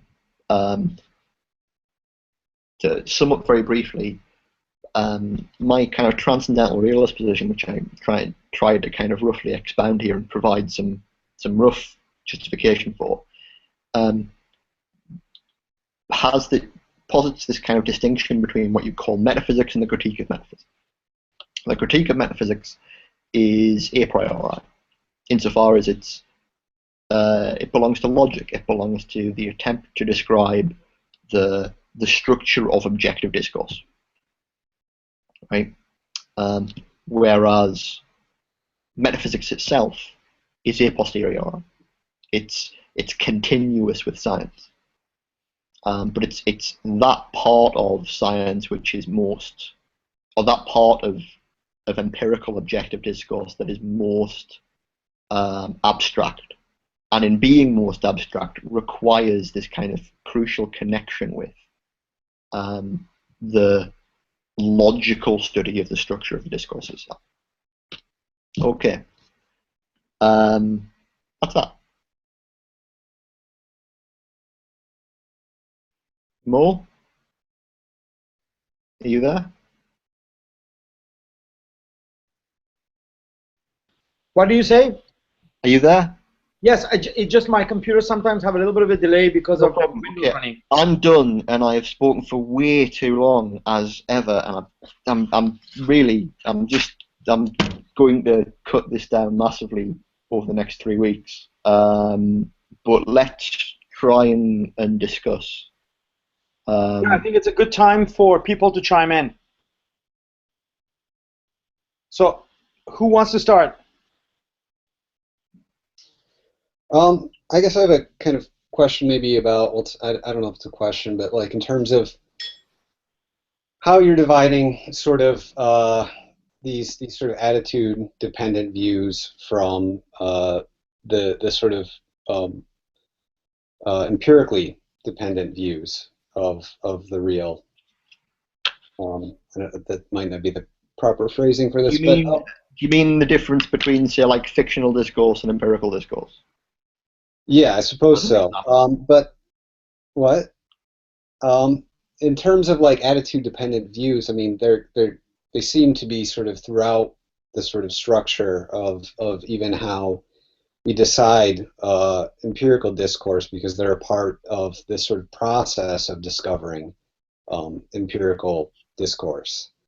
And so that seems to be problematic on one level there, and then also, I guess, maybe in another area in terms of, you know, maybe like not only aesthetic considerations like you brought up with the sunset or something, but in terms of ethical issues, such that like how can we then make determinations in regards to like ethical issues if there is no sort of way to kind of like adjudicate in an objective sense, sort of. Can I bring you up there just quickly? Yeah. Because I mean, and I know that the word objective is a problematic one because it gets thrown around in these precisely in like say ethical debates where someone will be like, look, there's just no objective answer about. I'm trying to define objectivity in a way which is a bit narrower, that doesn't allow it to be used in quite those ways. So what I want to say is, for instance, in ethical debates, right, but also in aesthetic ones, but just take ethical debates, right, for now. I'd like to say, okay, ethical debates aren't objective. What I mean by that is, or what that implies is that there is no metaphysical fact which will give you an answer to whether a particular action is right or wrong. Right? It's not nothing to do with the structure of reality. Right? The structure of reality is never going to tell you anything ethical. Right? That doesn't necessarily imply that there isn't a correct answer to ethical questions. Right? That doesn't necessarily like it's not that like, look, the only good answers we can have are like metaphysically grounded ones, and if you can't get them, just go home. Right? Yeah, it would be extremely problematic if that was. Yeah. Yeah. But this is why it's tempting for some people to extend their metaphysics into into the domain of values, so that they can say, oh, well, look, no, ethics has a grounding. It's got a grounding in our metaphysics, right? And I just think that's a cop-out. You have to show how ethical discourse has its own structure, which isn't subjective, right? But the fact that it isn't subjective doesn't mean that it's objective in the same way that empirical discourse is, right? It's got its own pragmatic structure, and I think the same is true for aesthetic discourse. Like, I think what I advocate for is the idea that there are in fact a taxonomy of types of truth. And there's some diagrams of this later on in the essay on transcendental realism. You have this kind of taxonomy of types of truth that have to be understood in terms of the particular kind of pragmatic structures to say the kinds of reasons that get used in those debates. And again, just saying what I want to take off the table is the idea that just saying something is not objective, right, is equivalent to saying, oh well, there isn't an answer that we should get to in this debate.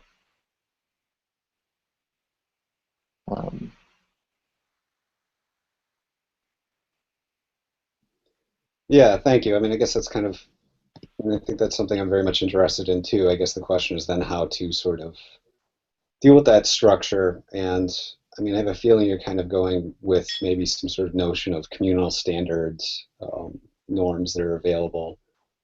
I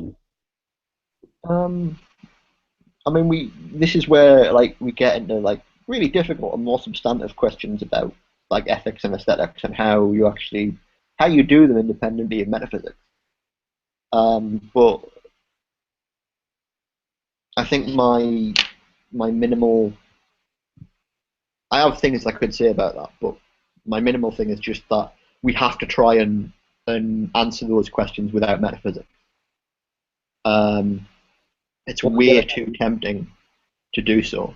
Yeah, and I mean, I think, and given the sort of thing that I was trying to maybe point out earlier, that even the sort of process of discovery for us of the sort of empirical issues that are at stake as well, it seems like there has to be a way for us in that sort of mode of practical reasoning that we can also adjudicate beforehand. I mean, it seems like the sort of structure in relation to the real is slightly different, but there's some sort of overlap in how those problems are worked out. Yeah, I mean, there is.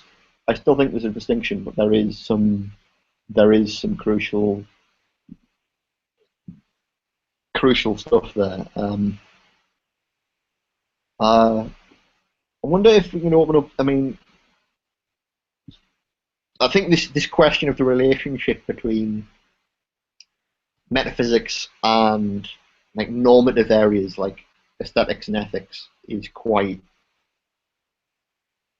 a quite interesting general question, and so I'd be quite happy to for other people to chime in on that, unless someone wants to move the conversation in a different direction.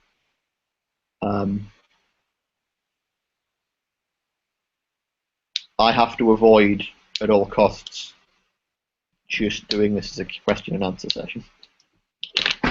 So let's come on, bring up issues.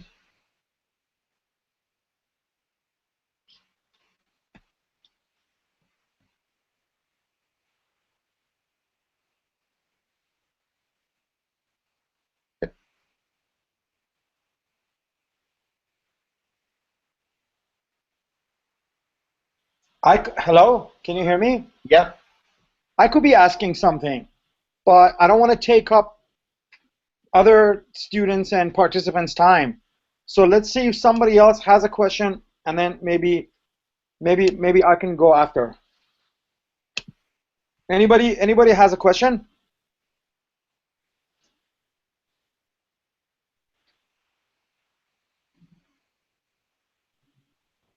Okay, Giancarlo has a question from 1159. I didn't see it. Do you want to take that, Peter, or you already did? Because I thought you were responding to Joshua. It's just a new one from. I was wondering if positions such as metaphysical relativism and metaphysical nominalism get subsumed under the correlationist framework. I'm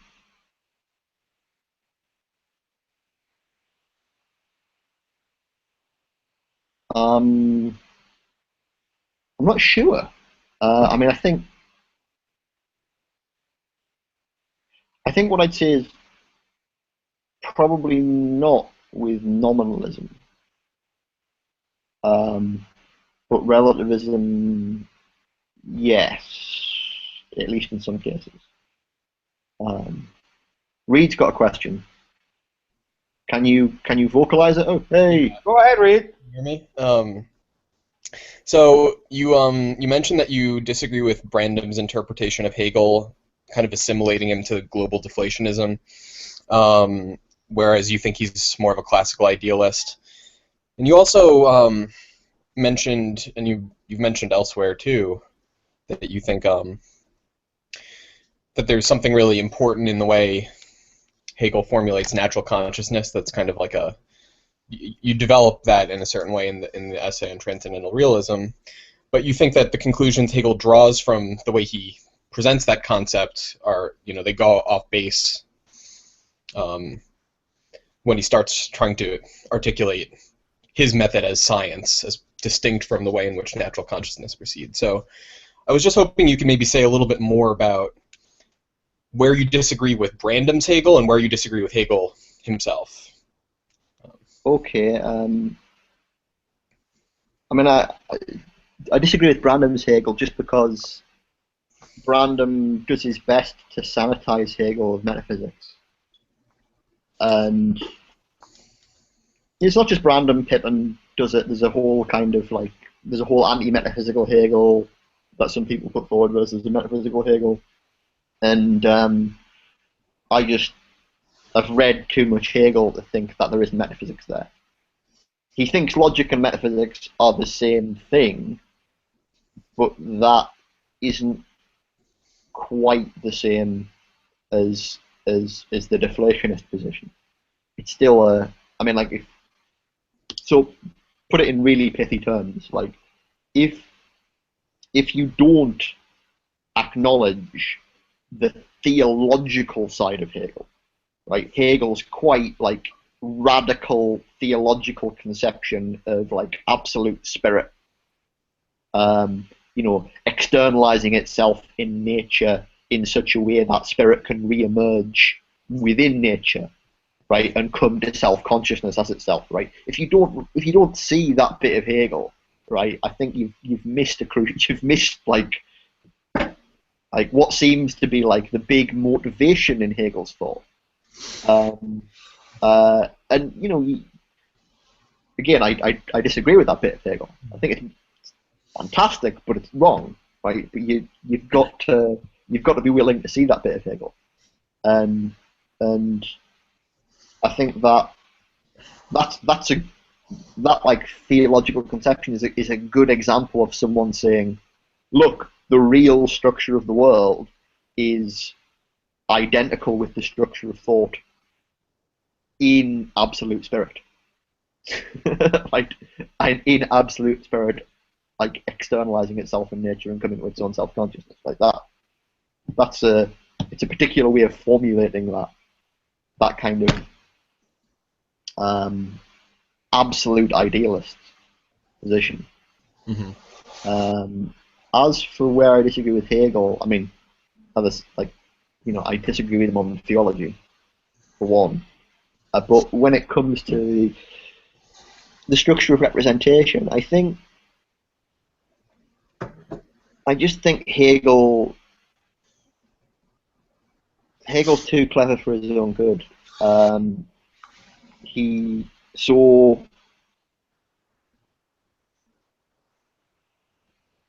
One way to understand it is in terms of the intentional structure of representation, or the intentional structure of thought. So, in the phenomenology of spirit, where Hegel defines natural consciousness, right, what he's doing is showing how natural consciousness, or the representational thought, if thought as what it is, systematically undermines itself and thus turns into science, which is non-representational thought, or non-intentional thought. What I mean by that crucially is, in the case of natural consciousness, you have aboutness. It's thinking about stuff, right?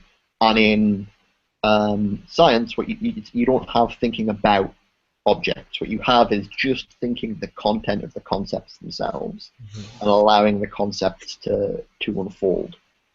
And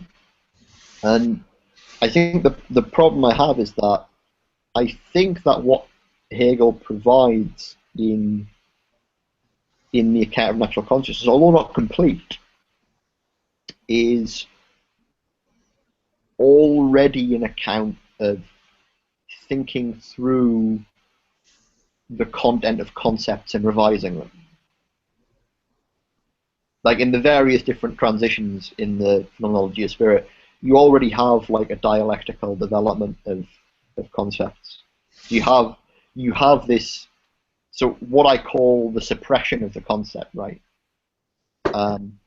What Hegel already shows that you can suspend that suppression, right? You can step back from the way in which, from your particular claims about the world, right? The ways in which you've been representing it, and look at the conceptual tools you've been using to represent it, and critique them and take them apart and revise them.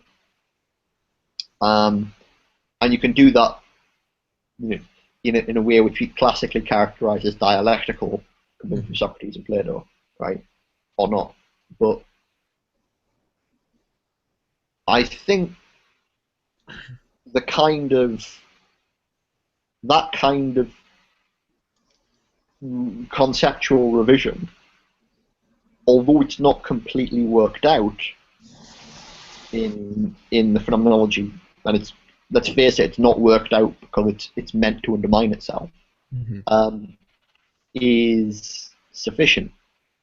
At least it's the right direction to go, because what it has is a certain kind of structure. It has this structure of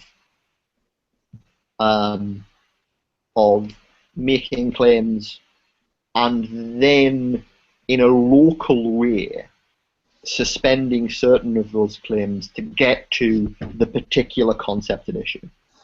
To use other concepts to correct that concept. Whereas what you get in the science of logic is like jazz. It's like free form, like the concept's just going all over.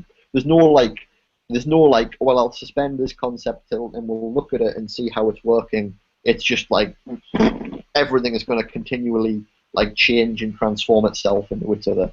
And that doesn't mean the logic isn't interesting. There are some really interesting ways of thinking about conceptual structure in there, but they are like, there's no way to slow them down and to see them in context, and that's because he's abandoned the connection with representation, with the way in which they're supposed to actually be applied. Does that make sense? Yeah. I don't want to get too deep into Hegel exegesis for people. But yeah. So we have about half an hour more, and I also have a question. So anybody else wants to like bring up a question?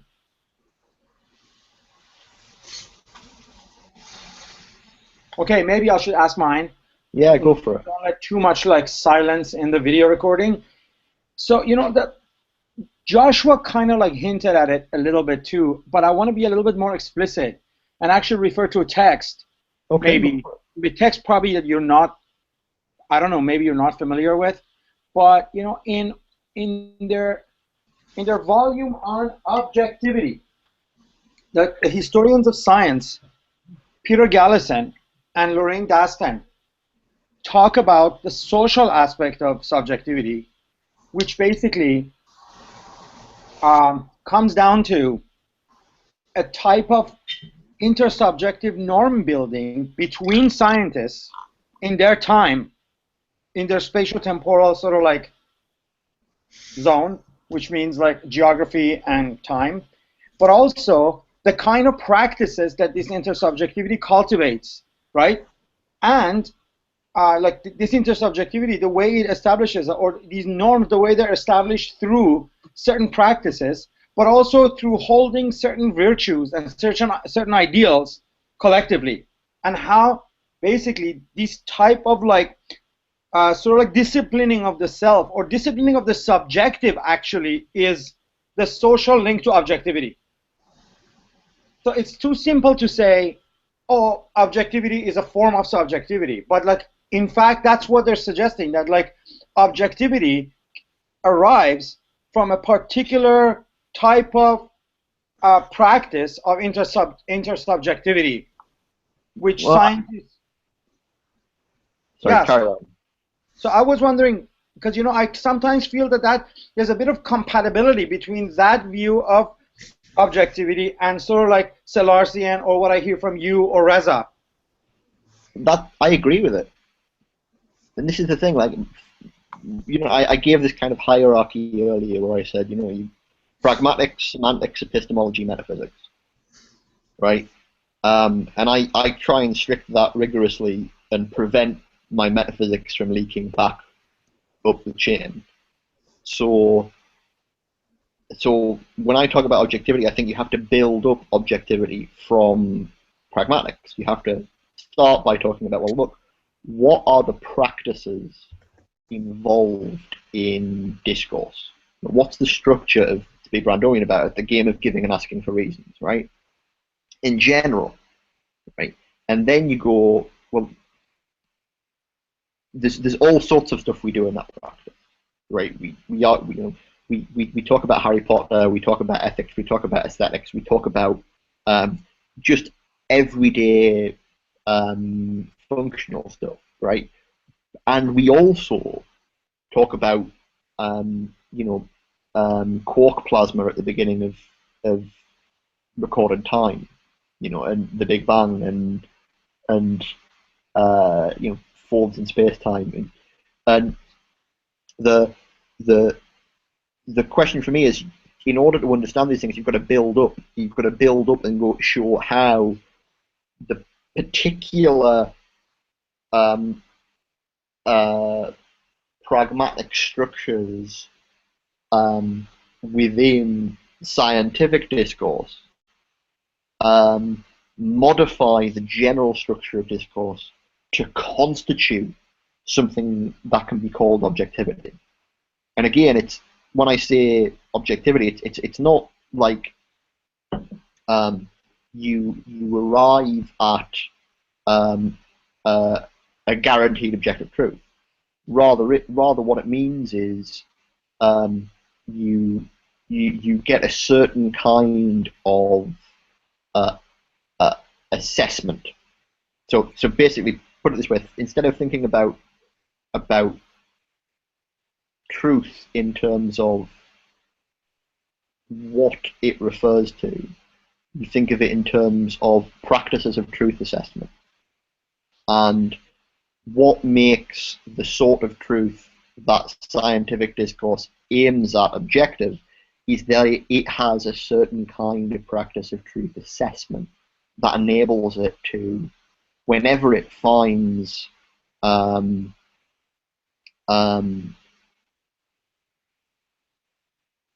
claims that are justified by appeal to our attitudes about things, or our authority, certain decisions we have made, to suspend those decisions and to revise the concepts through kind of further engagement with empirical experimentation and data.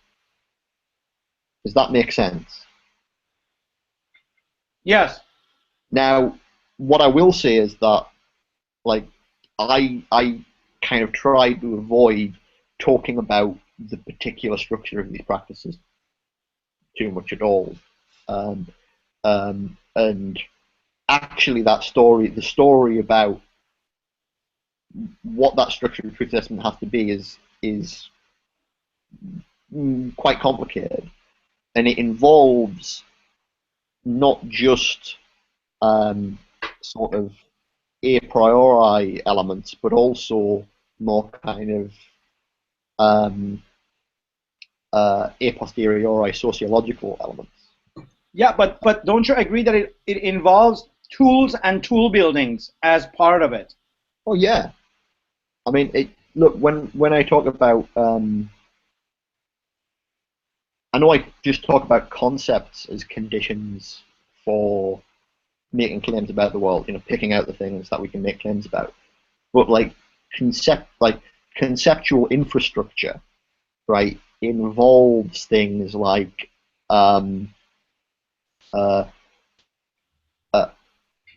practices for performing reliable lab experiments, and standards, and those things depend upon various kinds of social norms for just setting up the appropriate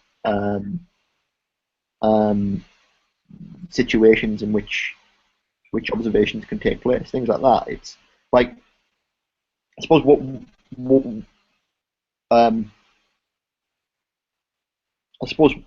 I should make clear, I'm not sure if I'm making it clear, what I should make clear is I think that there is a kind of abstract logic of scientific discourse. There is like minimal conditions that discourse has to meet in order to count as aiming at objectivity at all, right? But there's a lot more to the structure of discourse than those minimal conditions. There's lots of different ways in which that kind of discourse can actually be implemented in practice, right? Lots of different ways in which scientific methodology can be developed, and that's going to involve different social norms and different institutional practices and infrastructures and all sorts. Makes you wonder. I mean, this is just like a can of worms. Like, how could post-structuralism even emerge in the midst of like when it did? But I mean, that's just like, and the whole SoCal controversy and that whole like stuff that followed in the 90s, right? We've got some questions in the sidebar, so I'm gonna. Yes. So I'll come back and read afterwards. But Svetlana, I'm not sure if I'm pronouncing her name properly, but I apologise if I'm not.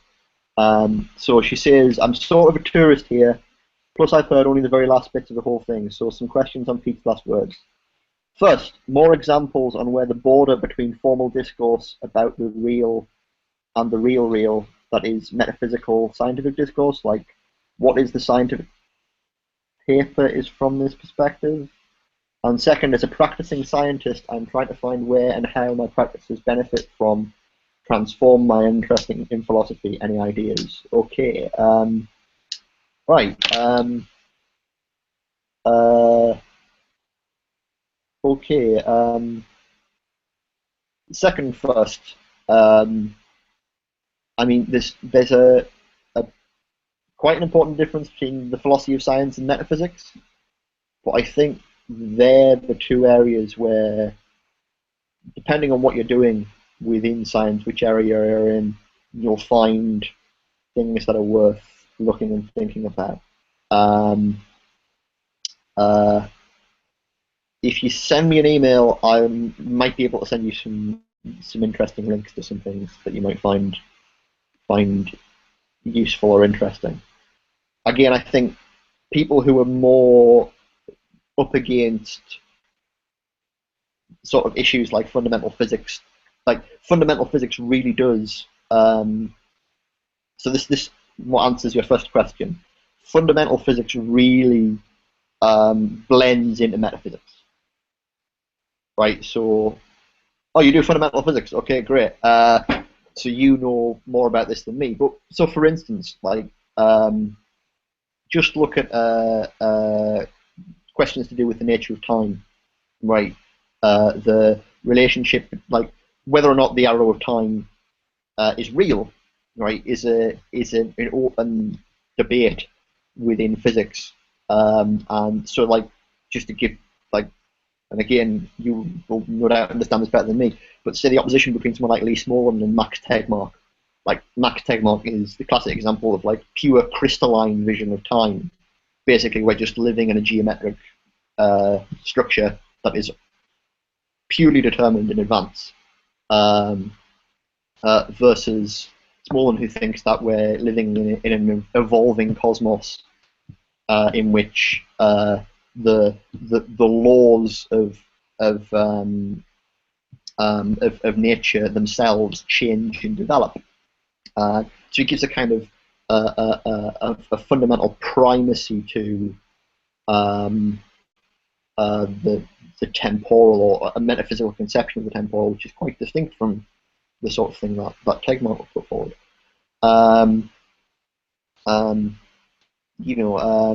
So the sorts of debates people have within physics about, like say, the compatibility of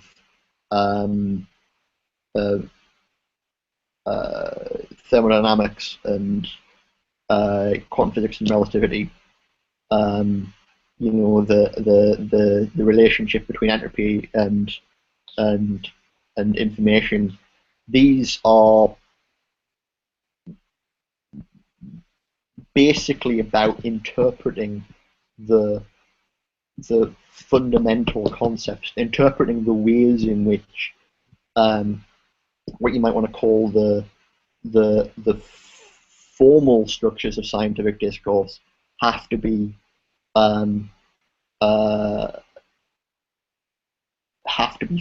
thought in the context of the actual empirical theories themselves. Does that help at all? I'm trying to think if I can think of other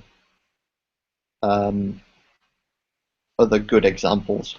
I'd like to, when talking about more specific metaphysical issues over the next few weeks, I'd love to bring in some more examples from science. There's a particular example from quantum physics that I really like, but from Josh, Hugh Price's stuff on time is really interesting. But the third session I will be talking about time to some extent. I'm trying to think of other good scientific examples. I mean, the other, just to say that it's not just physics in which this stuff happens. The other concept that I think is a really good example of the continuity between science and metaphysics is so Darwinian evolutionary biology.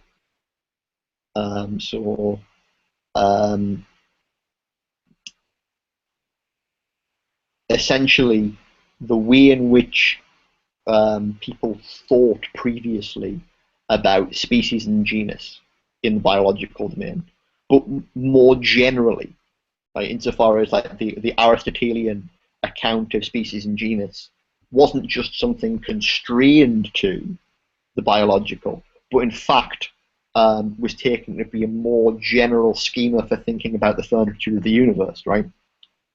That schema was completely and utterly shattered in the biological domain, right? And on that basis, really indicated that we should be thinking about generality and particularity in different terms.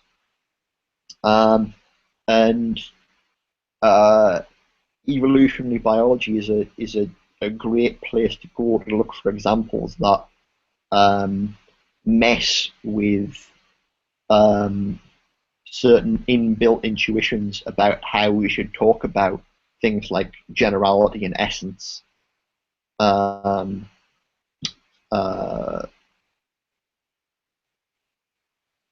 Yeah, okay.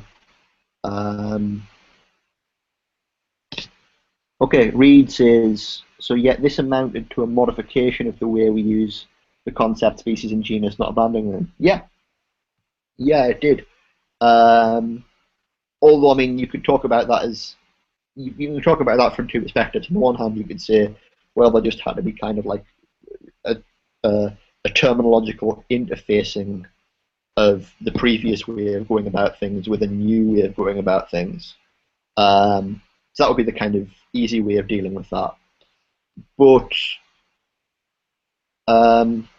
the more complicated way would be to say that there was some real kind of general logical concepts to do with genus and species, and you know, okay, belonging to kinds, right?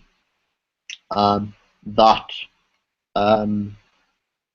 we had to generalize, we had to open up and think about in deeper terms.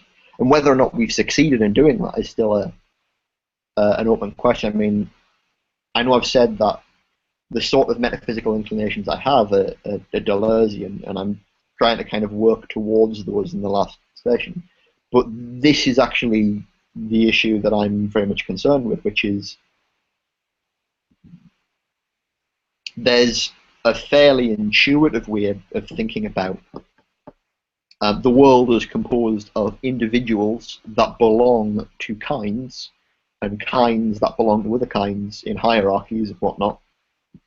That goes back to Aristotle, which has very neat logical behavior, and it definitely has a place within the way in which you think about the world, but utterly fails to deal with a whole bunch of stuff from science. And so trying to think about how we understand the wider logical terrain that narrow, neat system is part of, and what elements of that logical terrain give us the tools to think about like the real properties and real kinds as they are in reality is tricky, it's difficult. So just putting that in different terms, the very concept of the kind that individuals can belong to is a lot more complicated than it appears at first blush.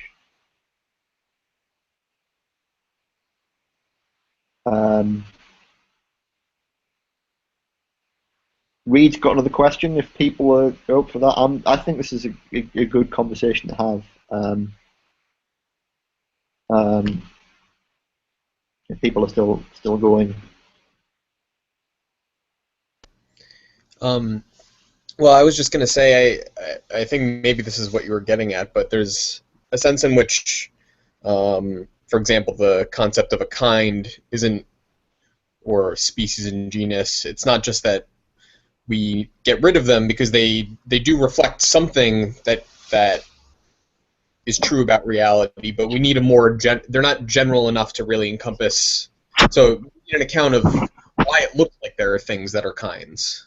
Does that make sense? But even if that's not enough to account for everything, including how those things come about, I think I'm talking in circles a little bit. But I think that's pretty much right.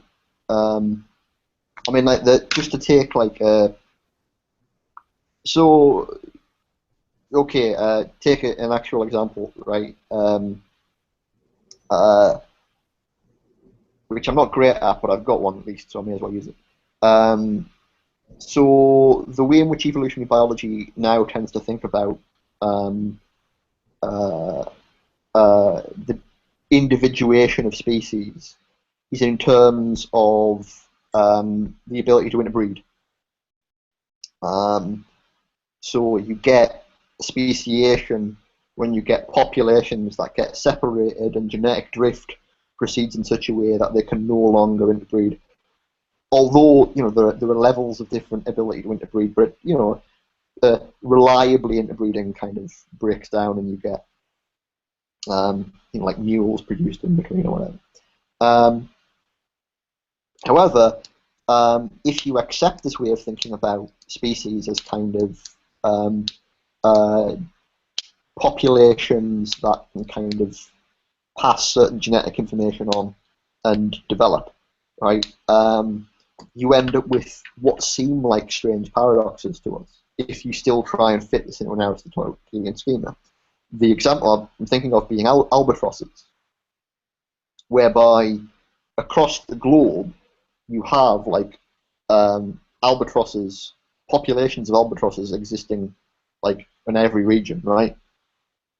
And what you find is albatrosses at the North Pole, or, you know, is on one side of the planet, let's put it that way, right? On one side of the planet, can't breed with albatrosses on the other side of the planet, right? And for any 2 points you want to pick that are opposite one another on the planet, they're not going to be able to breed. But these ones can breed with these ones, who can breed with these ones, who can breed with these ones, who can breed with these ones. So you can actually get a chain of genetic information passed across, theoretically.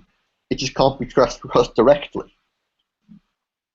And so this means you've got, like, you have differentiation, right? You have a differentiated structure there, right? But what it isn't is a set of discrete kinds belonging to an overall genus. Like, it's not a set of discrete species belonging to an overall genus. If you want to fit it into that, it just doesn't work neatly. For certain purposes, you can take a not exactly arbitrary, but you can take a relatively discrete group over here and say, well, that's that species and that's that species. But if you try and push that logic too much, you will produce problems. So, you know, you've got issues there. Now, I'd like to talk a bit, as I say, in the second session about this more, and talk a bit about Delander's attempt at a solution to it and how that has problems. But there's some other stuff to talk about. But people have other questions or issues they'd like to bring up.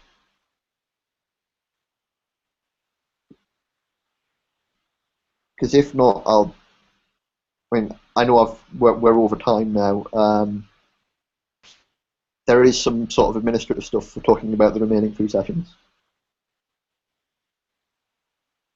Actually, can you hear me? Yeah. Can you hear me? Actually, maybe that's the best thing to do, and the rest of the conversations can move to the classroom. Yeah, because those administrative stuff, the class is only 4 weeks, and people kind of have to, like, know what's going on. So yeah. Thank you for bringing it up. Okay, right. As I say, I haven't completely determined the structure of the next 3 sessions. I definitely know I need to include less material and enable us to have more discussions. The big problem I've had is finding reading that is openly available and not presupposing too much existing knowledge. But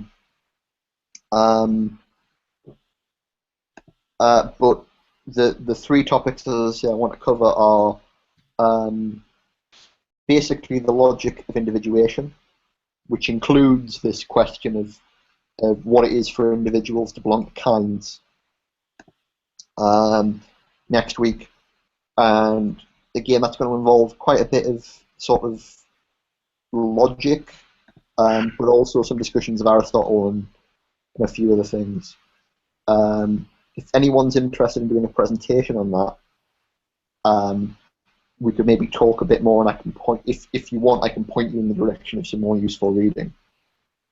But I don't want to force everybody to read everything.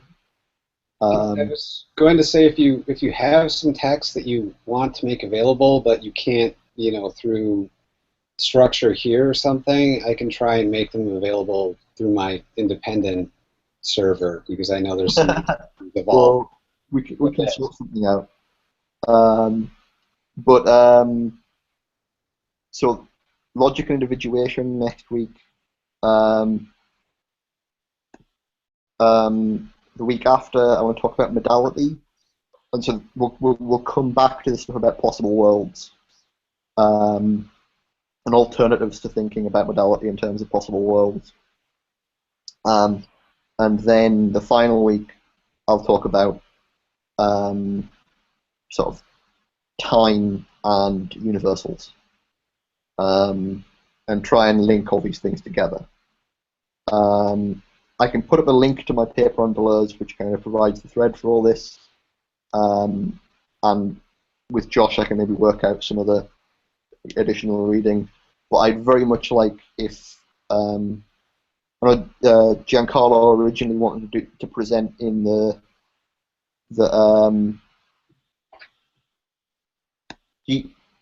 so Giancarlo, you can present in the 4th session. Okay. Giancarlo's down for the 4th session. Great. Okay. We've already talked about that. So what I need, if people are interested, is someone to present on individuals and someone to present on modality. And again, if you're interested, we can talk independently, and I can recommend some more narrow topics, and then I can work around that, and we can make it work. So Josh is interested in modality, which is great, because that means I can point him in the direction of all the Lewis stuff. Fantastic. Is anybody interested in individuality? I'm looking at you, Reed.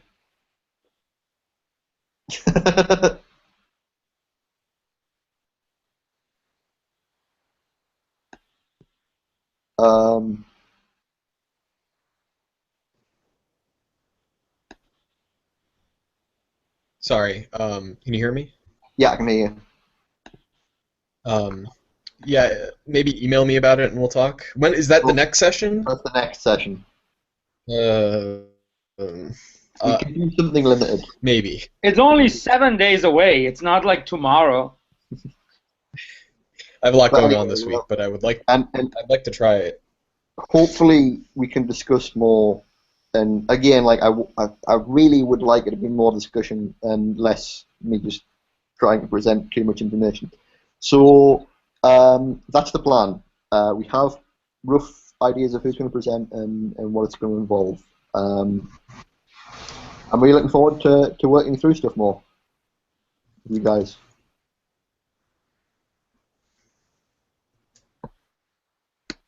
Great. Awesome.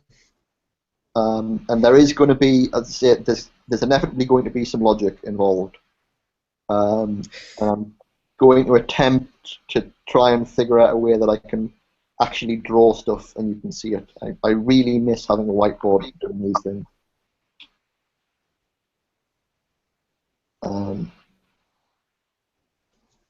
Right. So do we want to call it there, Mo? Sure. Thank you so much, everyone.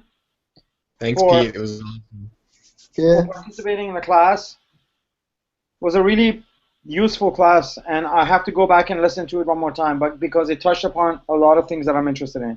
So thanks, Pete. No problem. Good. Catch you guys later. Thank you. Okay, I'm gonna stop the broadcast. Thank you, everyone. I'm gonna post the conversation on the sidebar to the classroom, so then it's kind of a reference to remind us of things we talked about. Okay, good. Bye.